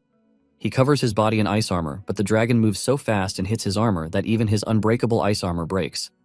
Zung realizes that her power level is completely different from before, and the dragon tells him that the next thing she'll shatter is his body. She swoops in to attack him, but Zung slows down her motion with one of his powers and is able to dodge it, but the tip of his hair gets nicked. She quickly turns around to slash him, but he creates an ice sword around his hand and blocks the attack. They continue fighting in close combat until she breaks Zung's ice sword. Zung is amazed by her persistence, but he notices that the light from the energy core on her sword seems off. He soon uses one of his powers to create a dark fog around himself, so she's unable to see him. She warns him that he can't escape just by using these tricks, but Zung tells her that he got an idea. Since she can use the energy core to increase her power level, he retrieves the crystal with him from the system and decides to use it too. Using his ability called psionic morphing, he morphs the crystal into a metal sword, and the dragon senses his position from the sudden change in energy. She attacks the location of the energy fluctuation, but Zung charges at her and slams his own sword against her. The impact knocks her sword out of her hands, and she wonders how that's possible. Her sword is driven into a nearby spot, and she also falls by its side because of the strength of Zung's strike. Zung holds his sword to her neck and tells her she's lost, so she tells him to kill her already if that's what he wants to do. However, Zung tells her that she has such a cute face, but her words aren't cute. He holds her chin and says he's not asked for her name, but she tells him he's not worthy of knowing it. Suddenly, someone nearby asks the dragon if her name is Fafnir, surprising her. It turns out to be Jiang, who wonders how she suddenly knew that name. Fafnir immediately bursts out in tears and refers to Jiang as her master. She tells Jiang that this horrible person was bullying her, pointing to Zeng. Soon after, the others show up, and they wonder where the dragon went and who this girl is. Confused, Fafnir asks Jiang if these two ugly freaks are the master's new pets, and Susu almost chops her head off until Siyue subdues her. Zeng realizes that the body of the Beastman chieftain that was lying in the coffin is the body Professor Jiang is in right now, which amuses him. Immediately, Fafnir retrieves the sword from the ground and tells Jiang that she has protected it and will now return it to her. When she presents it to Jiang, Jiang explains to her that she's not her master. Suddenly, Fafnir notices an intrusion and quickly jumps in the way to block the arrow from hitting Jiang. The arrow lands in her chest and they soon realize they're under attack. Zeng immediately covers everyone with an unbreakable ice shield, and the commander, who had initially attacked them, praises Zeng because he's starting to look the part. Susu wonders how he got here since she positioned the Titan cyborg at the entrance. But she doesn't know the commander has split apart the female cyborg after a battle with her. Meanwhile, in the Citadel of Hope, the zombies rush out, shocked when they find out that the power has suddenly gone out. S01 tells her that the energy core is gone, so Yuting tells her to calm down. She looks for it using her insectoid's shared vision. She soon finds out that Zeng has temporarily taken the core for his own use, so she decides to stabilize the situation until it's returned. Meanwhile, the other zombies are still panicking because the lights went out, so one of them decides to go check what's going on, while some others stand guard. Guang and Ghost Eye are also surprised the light went out, so Ghost Eye says this is their chance to escape. He suddenly grabs Guang by the throat and reminds her what he told her, so she tells him that she remembers and asks that he put her down first. When he drops her on the ground, Guang rushes to the door and calls out for help because Ghost Eye is trying to kill her. One of the guards rushes to help her and chastises Ghost Eye for causing trouble after being captured. Immediately as he opens the door, Guang kicks the guard in the face and tells Ghost Eye he can escape now. He was initially stunned by her performance and eventually commends her commitment. Shortly after, they take down the other guards together and head out. Meanwhile, Zeng protects himself from a barrage of arrows using an ice shield. He realizes that just defending this way is too passive, so he activates his elasticity skill and makes the ice shield bouncy so it redirects the arrows back to the commander. The commander is forced to fight off his own arrows when he sees them coming, so the others take it as a good opening to attack. When they come close, the commander flies into the air just as Zeng jumps up to meet him. Both of them fight with swords in close combat. Siyue and Susu come close to also offer their help, but Zeng notices Susu being attacked by some flying bullets, so he tells her to watch her back. Susu's cyborg radar system soon notifies her that stray bullets have been detected, but she's told that the interference protection has been activated. She finds out that the bullets came from Iron Max and Electric Blade, so she turns towards Iron Max to fight him while Siyu faces Electric Blade. Jiang realizes the enemies are increasing in number and she has to go help out, but she worries about the child that took an arrow to save her. She rushes to her side to offer aid so she can survive. Meanwhile, Dr. Victor walks up to the sword that Fafnir dropped and takes out the energy core in it. She quickly runs away with the core and notifies the commander that they can retreat since they've gotten their objective. The commander immediately turns around and flies away.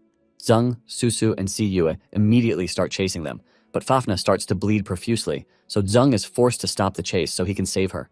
He goes to her side and thinks about what objects he can get from the system's storage space to save her. He considers using Yuting's Slug of Mending, especially since he still has the ability to share abilities with his teammates. He places the slug on Fafnir, and the bleeding soon stops. Zeng retrieves the bug and commends it for a job well done.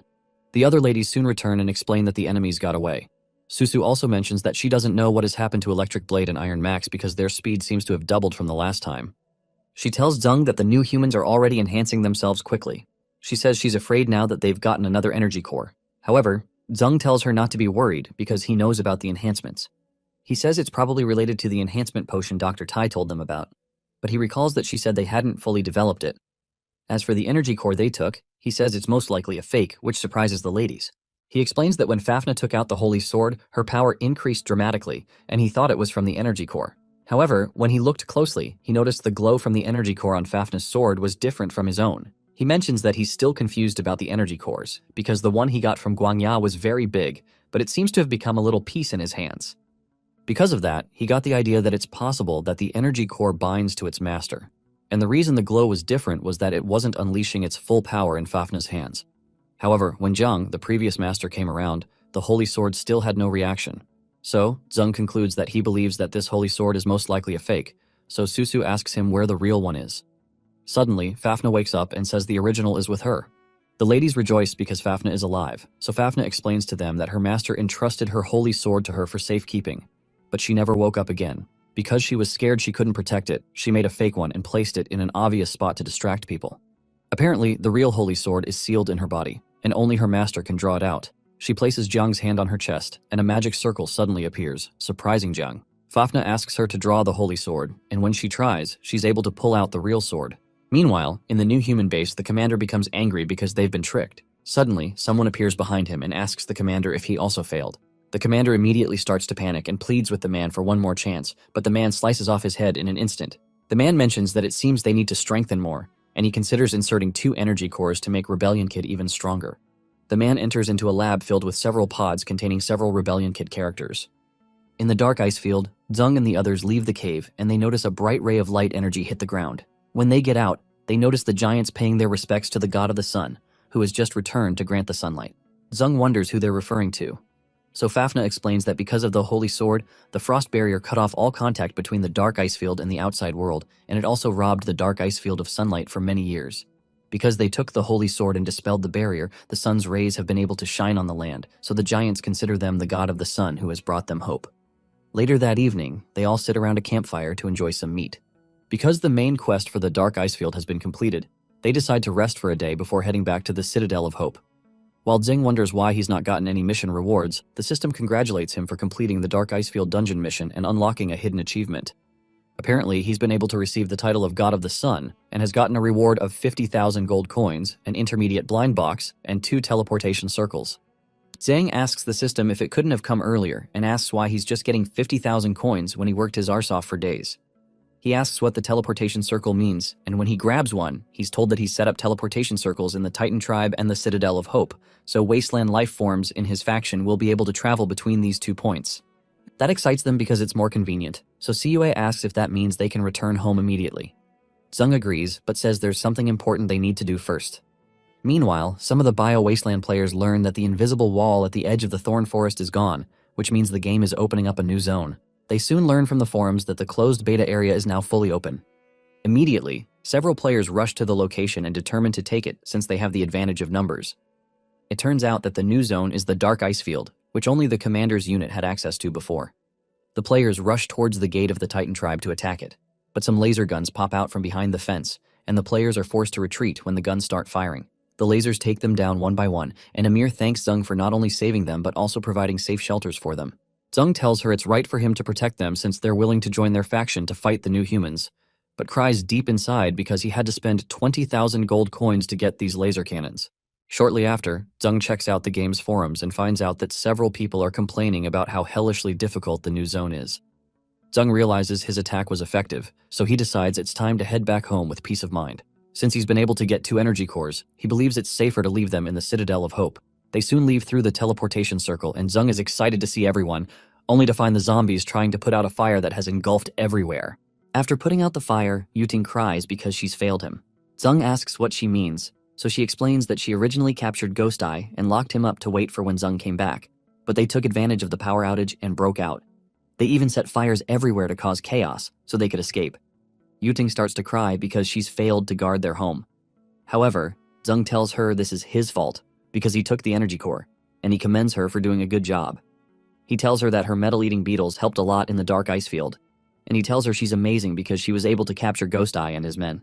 Yuting starts to cry because Zeng is praising her after all this, so she jumps to hug him. Meanwhile, Fafnir hisses because these country bumpkins, as she calls them, would use a mighty dragon crystal stone as a common power station. Zeng asks if she's referring to the energy core, so she explains that the energy core is actually called a dragon crystal stone. The dragon crystal stone is a product of the planet's dragon veins, and it contains the energy of the planet. Apparently, the most abundant source of dragon crystal stones is her homeland, called the Isle of Mist, and the hometown of all dragons. Zeng tells her he's never heard of the Isle of Mist, but Guangya says he's heard bits and pieces about it, but only from ancient stone carvings he's seen. Suddenly, the system gives Zeng the mission of going to the Isle of Mist and completing the exploration. He's also told that dungeon difficulty has increased, and players need to figure out how to start the hidden mission themselves. Zeng wonders why this mission is so vague, but he eventually tells the others he plans to check out the Isle of Mist and asks who wants to join. Yuting quickly opts in and tells him he won't leave her behind this time. However, Susu says the damaged Mecha Titan is still stuck in the Dark Ice Field, and she has to go repair it for now. Jiang says she'll stay in the Dark Ice Field with Susu, because she wants to go figure out the secrets of this body. Since Susu and Jiang are leaving, Zeng suggests that Siyue stay back to guard the Citadel of Hope this time.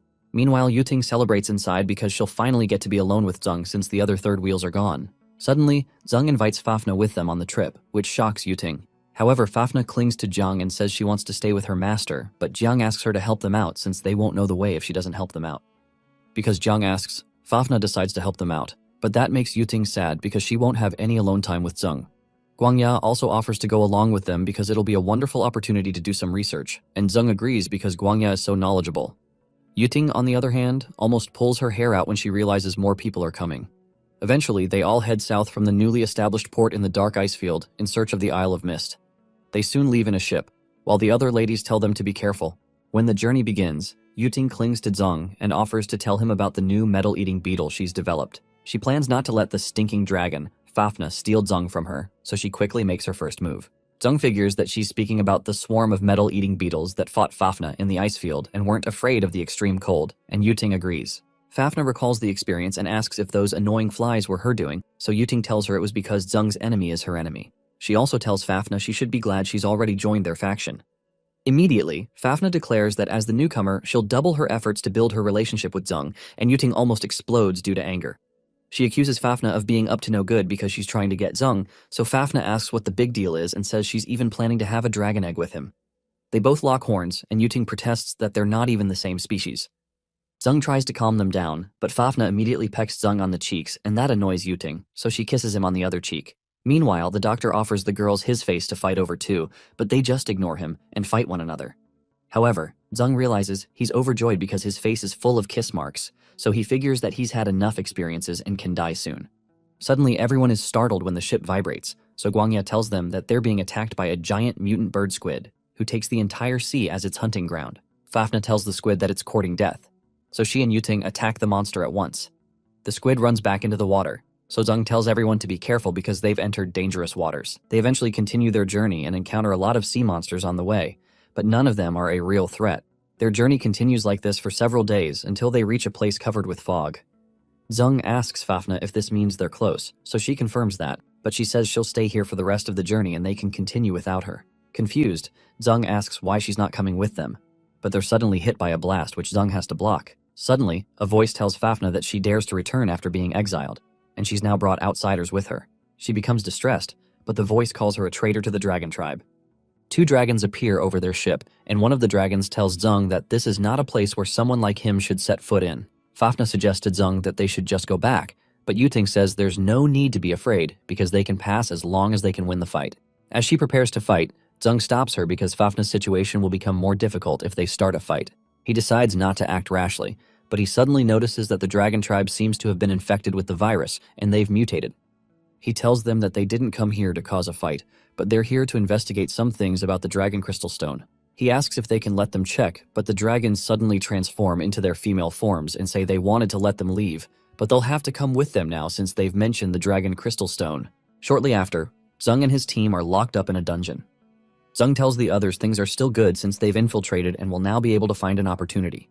He asks Yuting if she can use her bugs to gather some information, so she sends out a few bugs to look around. Using the insectoid vision, she looks around and comments that she can't see anything because everything is covered in fog. However, it's a good thing because the metal-eating beetle can sense the outside environment through temperature and smell. She finds a large castle that's not surrounded by fog, so Zeng tells her to fly in and take a look. When she tries to enter the castle, she realizes she can't because there's a strong barrier blocking her. Using heat detection, she detects that there's something inside that looks round like an egg. Zeng asks her to fly down to see if she can get in from under, and she's able to penetrate the castle. When she enters, she spots the two dragons who brought them in.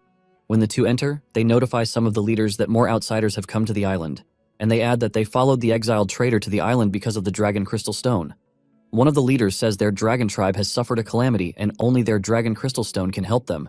She says the enemy must have decided to attack the dragon crystal stone for this very reason, so one of the dragon guards proposes they go back to kill them immediately.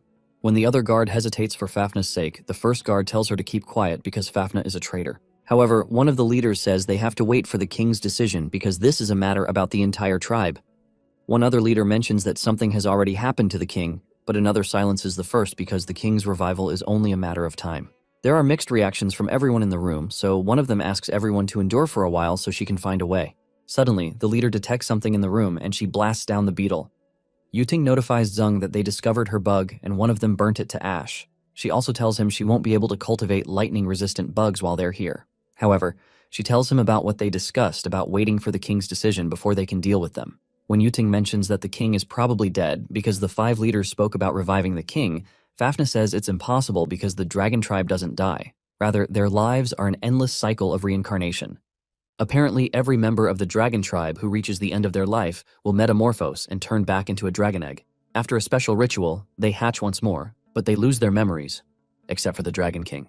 Guangya admits that this is the first time he's hearing about the life habits of mystical creatures like the dragon, so he asks for more information about how long they take before reaching the end of their life. Fafnir replies that it depends on the dragon's strength, because stronger dragons live longer. Apparently, the king had already lived for nearly 2,000 years as of the time she was still here. Amazed, Guangya asks her how long she's lived, so she says it's a secret.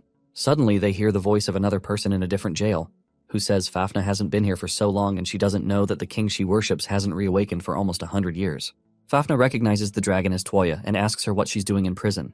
Toya tells her not to shout because they'll be free soon, but Zeng wonders what she's talking about. He immediately creates an ice barrier and tells everyone to get behind him, and a random dragon blasts the prison area from outside. Some of the other dragons in the tribe raise an alarm that the rebels are attacking, and they request reinforcements. Meanwhile, the members of the rebel group refer to Toya as their general, and they lament because she suffered these past few days. Toya breaks her chains and tells the group they've come at the perfect time, so she tells them to take the other prisoners away.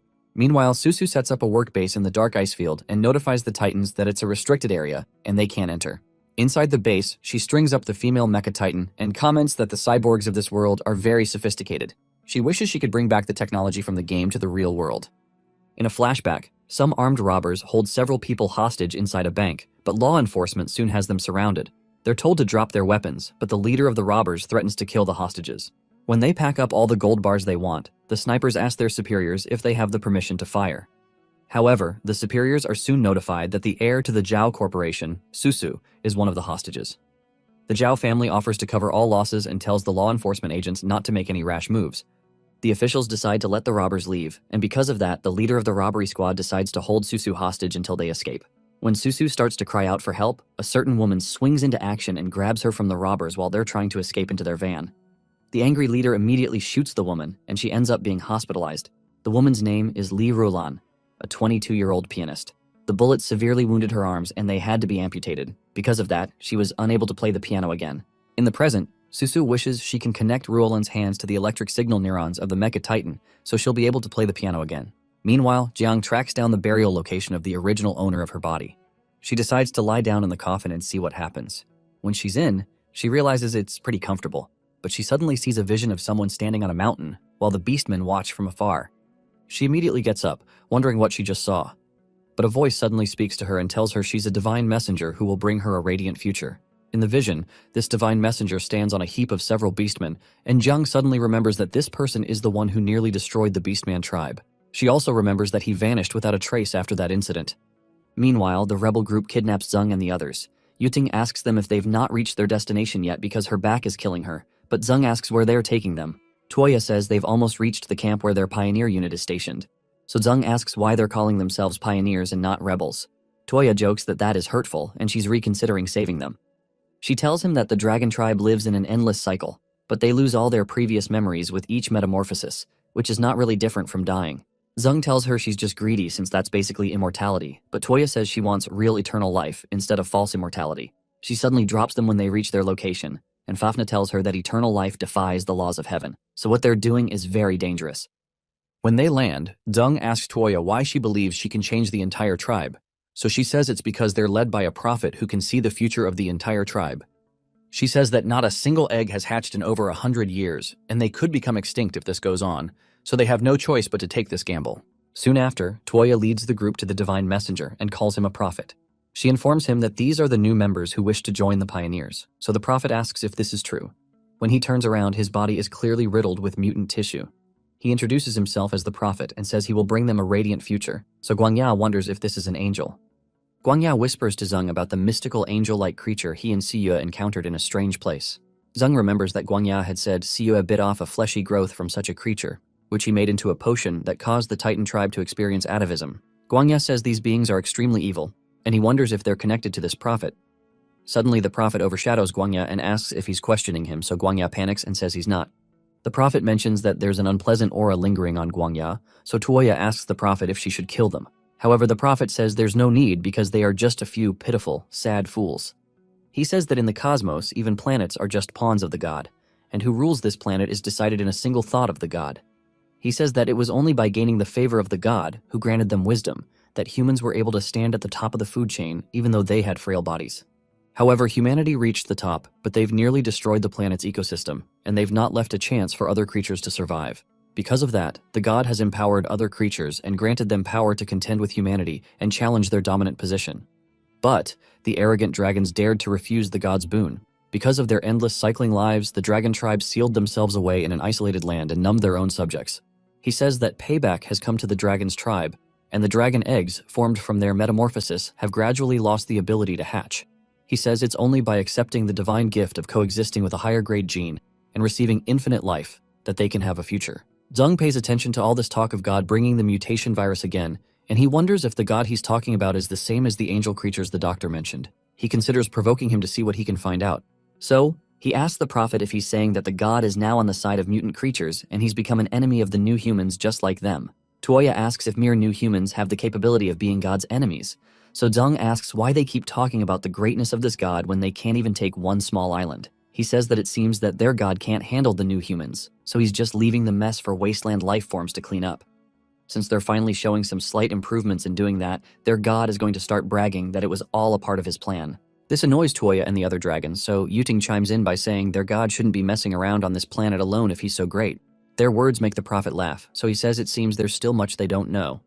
Tuoya explains that the dragon race has always been the race with the highest combat strength since the birth of the planet.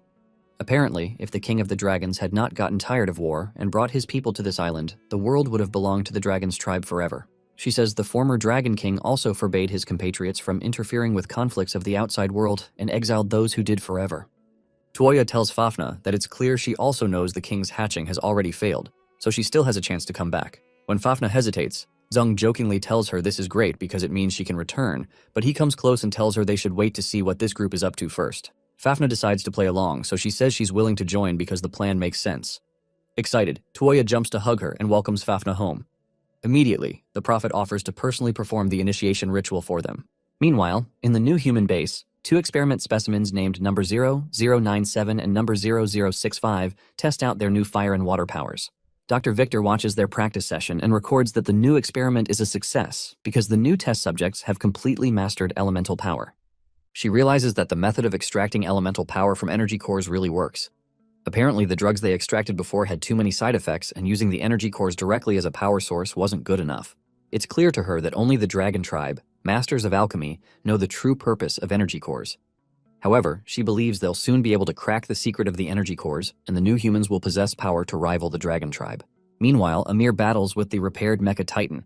She punches the Mecha Titan, who quickly blocks the attack. Immediately, Amir activates her beastification, and her limbs transform into a beastly form.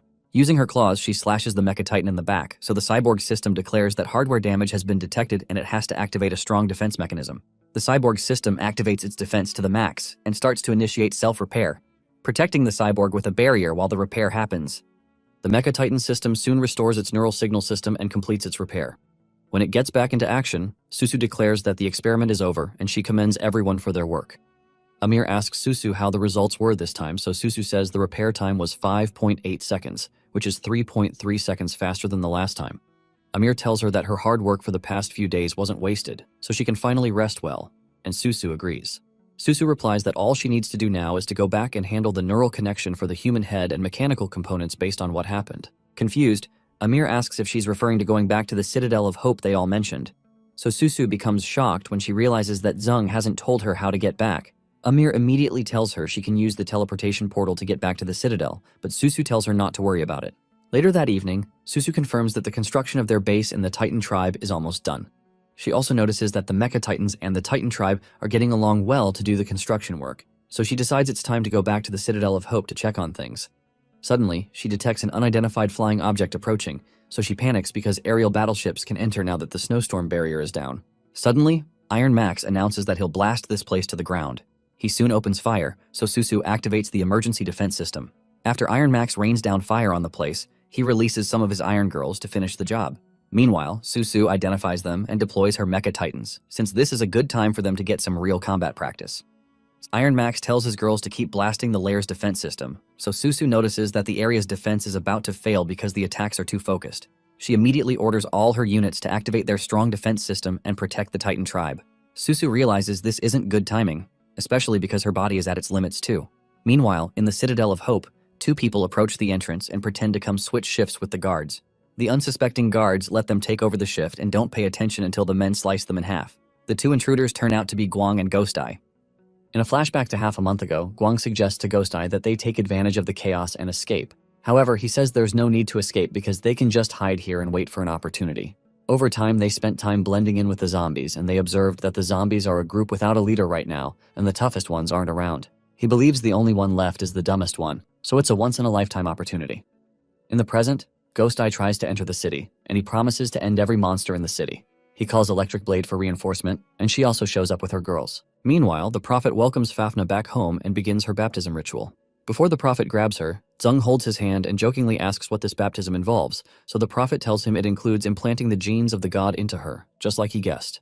Zung looks at the other dragons infected with the mutant virus, so he suggests they handle the prep work first before rushing to the baptism. He turns around and asks Toya to help prepare a place for them to sleep first since they're new here. Suddenly, the Prophet chases them with an extension of the mutant virus, but Zung blocks it with a morphed shield. This annoys the Prophet, so he calls them stubborn heathens. The mutant tissue on the Prophet's body starts to multiply, so Zung warns the others to stay away from the weird growths. The Prophet calls him rude for calling this weird and says this is a form bestowed by the god as he reaches out to catch them with his tentacles. Meanwhile, Toya leaps over Zung and tries to slash him to make him keep quiet. However, Fafnir stops her and tells her to take on someone of her own tribe. Immediately, Toya performs a half-dragon transformation and asks Fafnir if she's betraying the dragon tribe again. But Fafnir also activates her half-dragon transformation, brings out her sword, and tells Toya her group is the real traitor to the dragon tribe. Both ladies engage in close combat and fight mid-air, so Toya tells her subordinates to capture the traitors. Immediately, the other dragons swing into action and turn their focus to Yuting. However, Yuting excitedly tells them she's been holding back for a long time, and she releases her beetles because she can finally go all out. She releases her beetles at the dragons, stopping them from flying properly. Meanwhile, Fafnir lands an attack on Toya's hand, but mutant tissue immediately comes out of the wound and seals it up. Fafnir can't believe her eyes, so Toya boasts that this is the power bestowed by God, and they can gain this power if they join them. Also, the metal-eating beetles suddenly start exploding and dropping down, shocking Yuting, so Guangya guesses it might be an immortal body granted by the mutant virus. The Prophet tells them they're as insignificant as ants in the face of divine power, and he grabs Zung with his tentacles and pulls him toward his mouth. He tells them to stop their pointless struggle and accept the divine gift. Suddenly, the other dragons from the dragon tribe show up and start to attack the mutated dragons. They tell Fafnir and the others to escape, while the leaders of the tribe rain their attacks on the spot. Zung watches in awe and wonders if this is the elemental power of the dragon tribe. When they return home, Fafnir asks them if they've finally accepted her back, so the leaders tell her that the reason they rescued her is that they need something she has. Apparently, they need her blood to awaken the king. Zung asks if the king they're referring to is the egg that's upstairs, so they confirm this. They explain that the situation at the Isle of Mist is grievous because the dragons have been infected with a strange virus, and they're all relying on the power of the dragon crystal stones to resist the virus eating away at their bodies. Apparently, the king has been asleep for 100 years, and their tribe's subjects are nearly completely destroyed. The only way to awaken the king is with dragon blood, so he can lead them to reconstruct their bodies and purify their blood. But they are unable to awaken the king because their blood has been polluted. So they now have to rely on Fafnir, who still has pure dragon blood because she was exiled from the island years ago. Meanwhile, in the Dark Ice Field, Iron Max keeps raining attacks on the base's defense barrier. The Mecha Titans also blast the Iron Girls, but they block their attacks with their respective shields. Eventually, Susu releases a large-scale attack on the Iron Girls at once, so they join their shields together to create a large barrier to protect themselves. Susu is surprised that they've evolved so quickly. Meanwhile, on the ship, Iron Max rejoices because the potion Dr. Victor made for them is the real deal. He rejoices that they're going to take down these monsters once and for all. Below him, the Iron Girls retaliate and launch their attacks at Susu. Her cyborg system detects a high-intensity impact, so it activates a localized defense reinforcement to protect her. Susu realizes that things aren't looking good because the enemy's attack is way too heavy and most of their power is being diverted to the defense system. She realizes they can't hold out much longer and notices some of her Mecha Titans being taken down by the Iron Girls. While that's happening, Iron Max decides this is his chance to attack Susu from behind because she's wide open. He jumps in and attacks her, guns blazing, shattering her shield with the impact. With her shield taken down, he tells his girls to attack, so they chase Susu. All the Iron Girls attack Susu at once, so she starts to fall to her death. However, Susu is suddenly caught by Jiang, who has just returned from her exploration. Jiang asks her where the Titan tribe is, so Susu tells her that the Titan tribe defense system is active, and attacks from the outside can't get in, but the Titans are trapped inside too. To gain the upper hand, Jiang tells her to drop the defense and strike with everything they've got, but Susu protests that the Titan tribe will be destroyed. Jiang explains that they will all die here anyway if they keep focusing all their energy on defense. Upon hearing that, Susu changes her mind and tells all units to deactivate defenses and attack with full force. The Mecha Titans immediately take down the defense system, so the Titans transform into their beast forms and charge into fight. Meanwhile, Susu orders her Mecha Titans to clear a path for the Beastmen and Titans by seizing the warship. The Mecha Titans immediately start attacking the Iron Girls, so the other Iron Girls realize that Lord Iron Max is the target. When the Titans get close to Iron Max, he realizes he's cooked, so he rushes to use a secret move. Meanwhile, Electric Blade and her girls start taking down zombies, but Siyo jumps out to confront her. Siyo kicks her from behind, but Electric Blade jumps out of the way.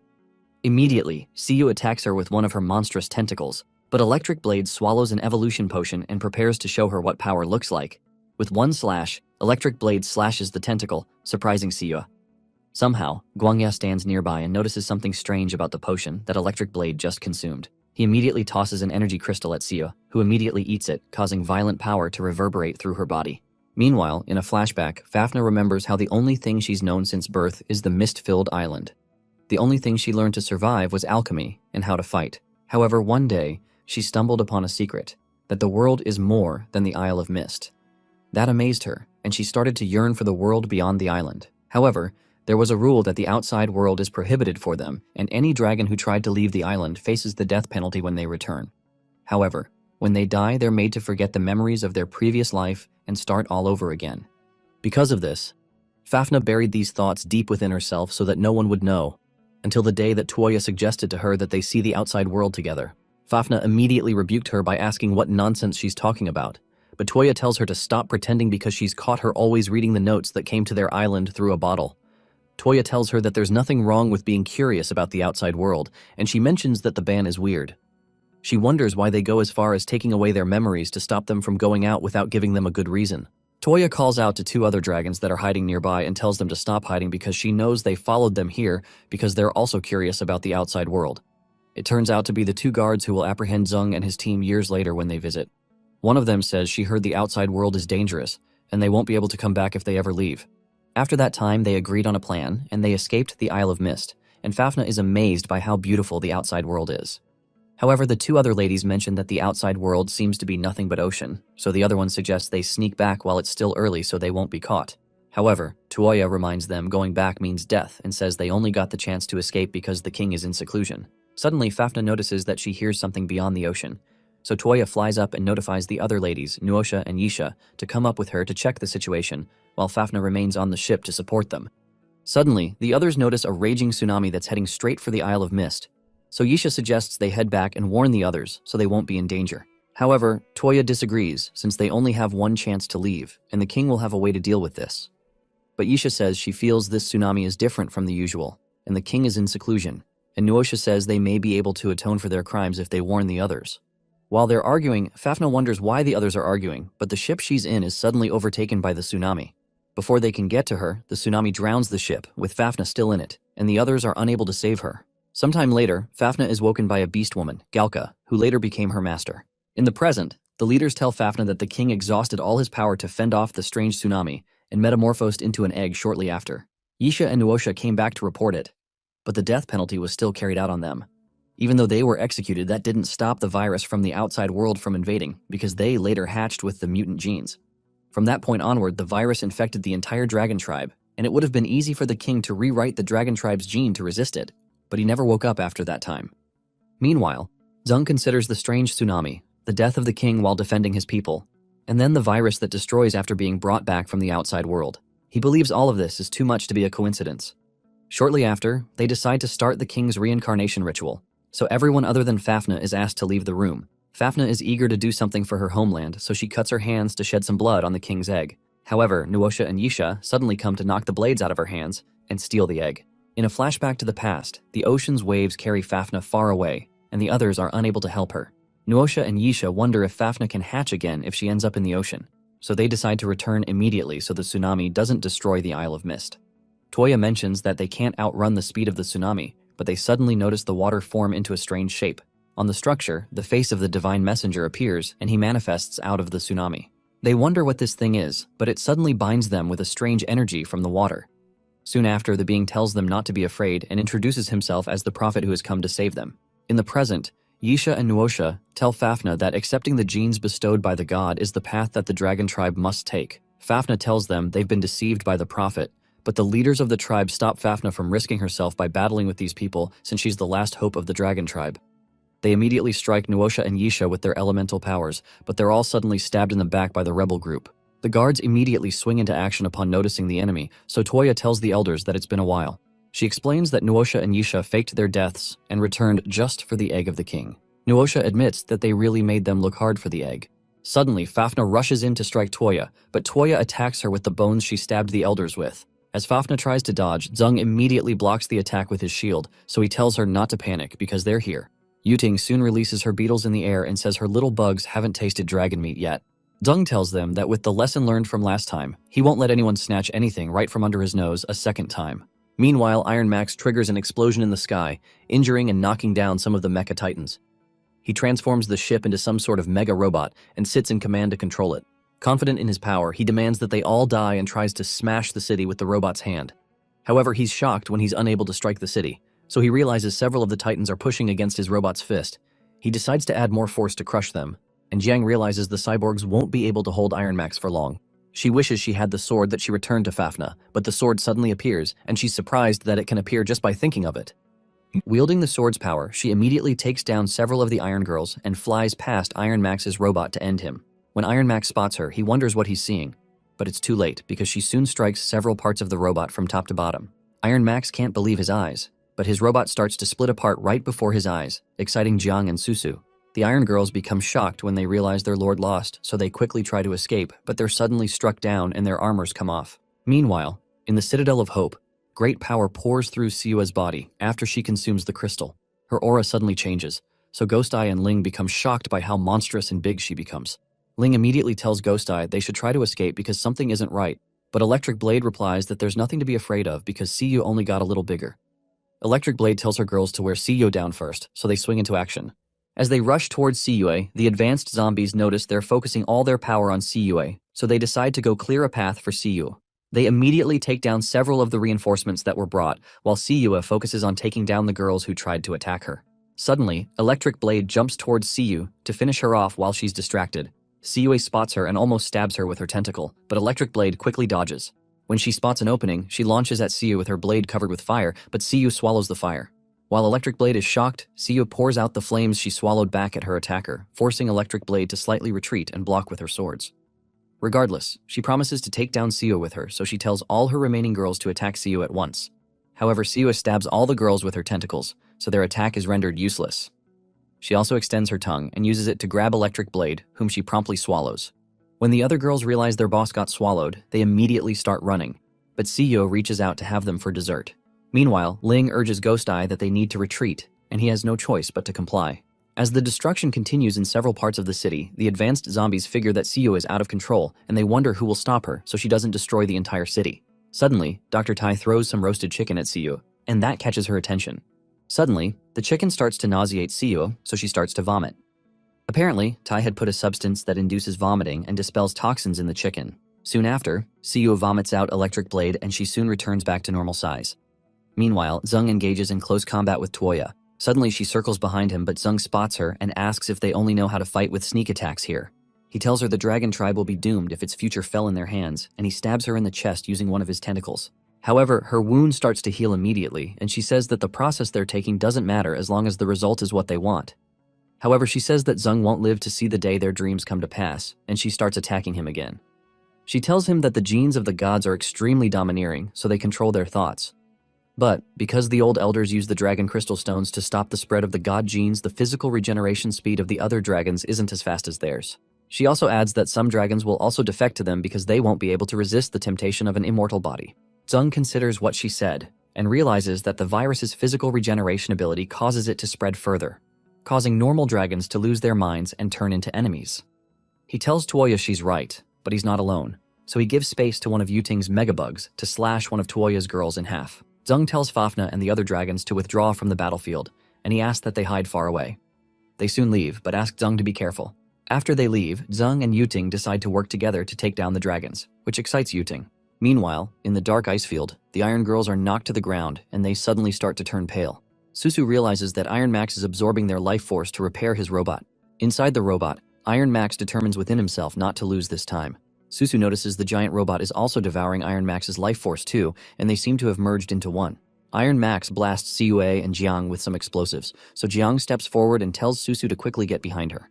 When the blast hits them, both of them are left unscarred because Jiang's energy absorbed the energy from the attack. Jiang figures that the sudden energy boost of Iron Max's robot must also be from an energy core since her sword's energy core can absorb it.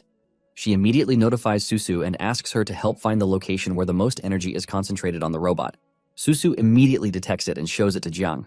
Suddenly, Jiang has a very strange feeling, and the power in the energy core causes her to transform into one of the giant beastmen.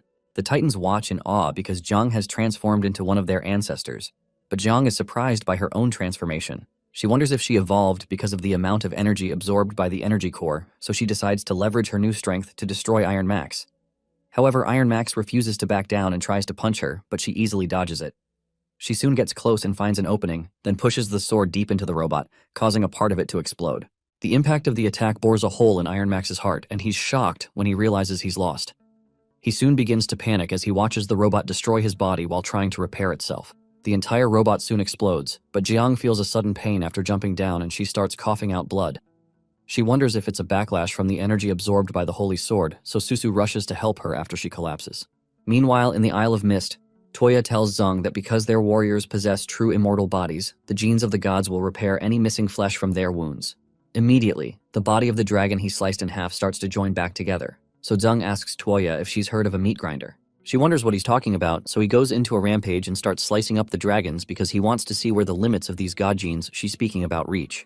As he chops up Toya's warriors, he asks her if there's any relationship between the speed of recovery and the size of the chopped pieces. He also asks if the flesh of an immortal can be digested after being eaten, so he has the huge beetle bite off the head of one of the dragons. Yuting chimes in and says she's also curious to see if their regeneration is faster than the speed at which her little beetles eat. Immediately, one of the dragons starts to panic and calls Zung a demon, and says what he's doing is worse than death. Meanwhile, Zung continues his experiment and confirms that the speed of regeneration slows down when they're chopped up into little bits. He wonders if the chopped up piece can regenerate back into its original form, but he soon sets it ablaze before it can begin transforming to see what happens. After Toya gets tired of listening to him, she jumps forward to attack and tells him not to be too cocky. However, Zung asks her if she will be more resistant to chopping than the others were since she's their leader. Toya becomes distressed by the sudden change in Zung's aura, so she wonders if he was hiding his strength all along. Suddenly, he knocks her bone sword out of her hands. Meanwhile, the other dragons that are still alive are shocked when they notice that the dragons Zung incinerated didn't metamorphose into dragon eggs and reincarnate, but rather turned into dragon crystal stones.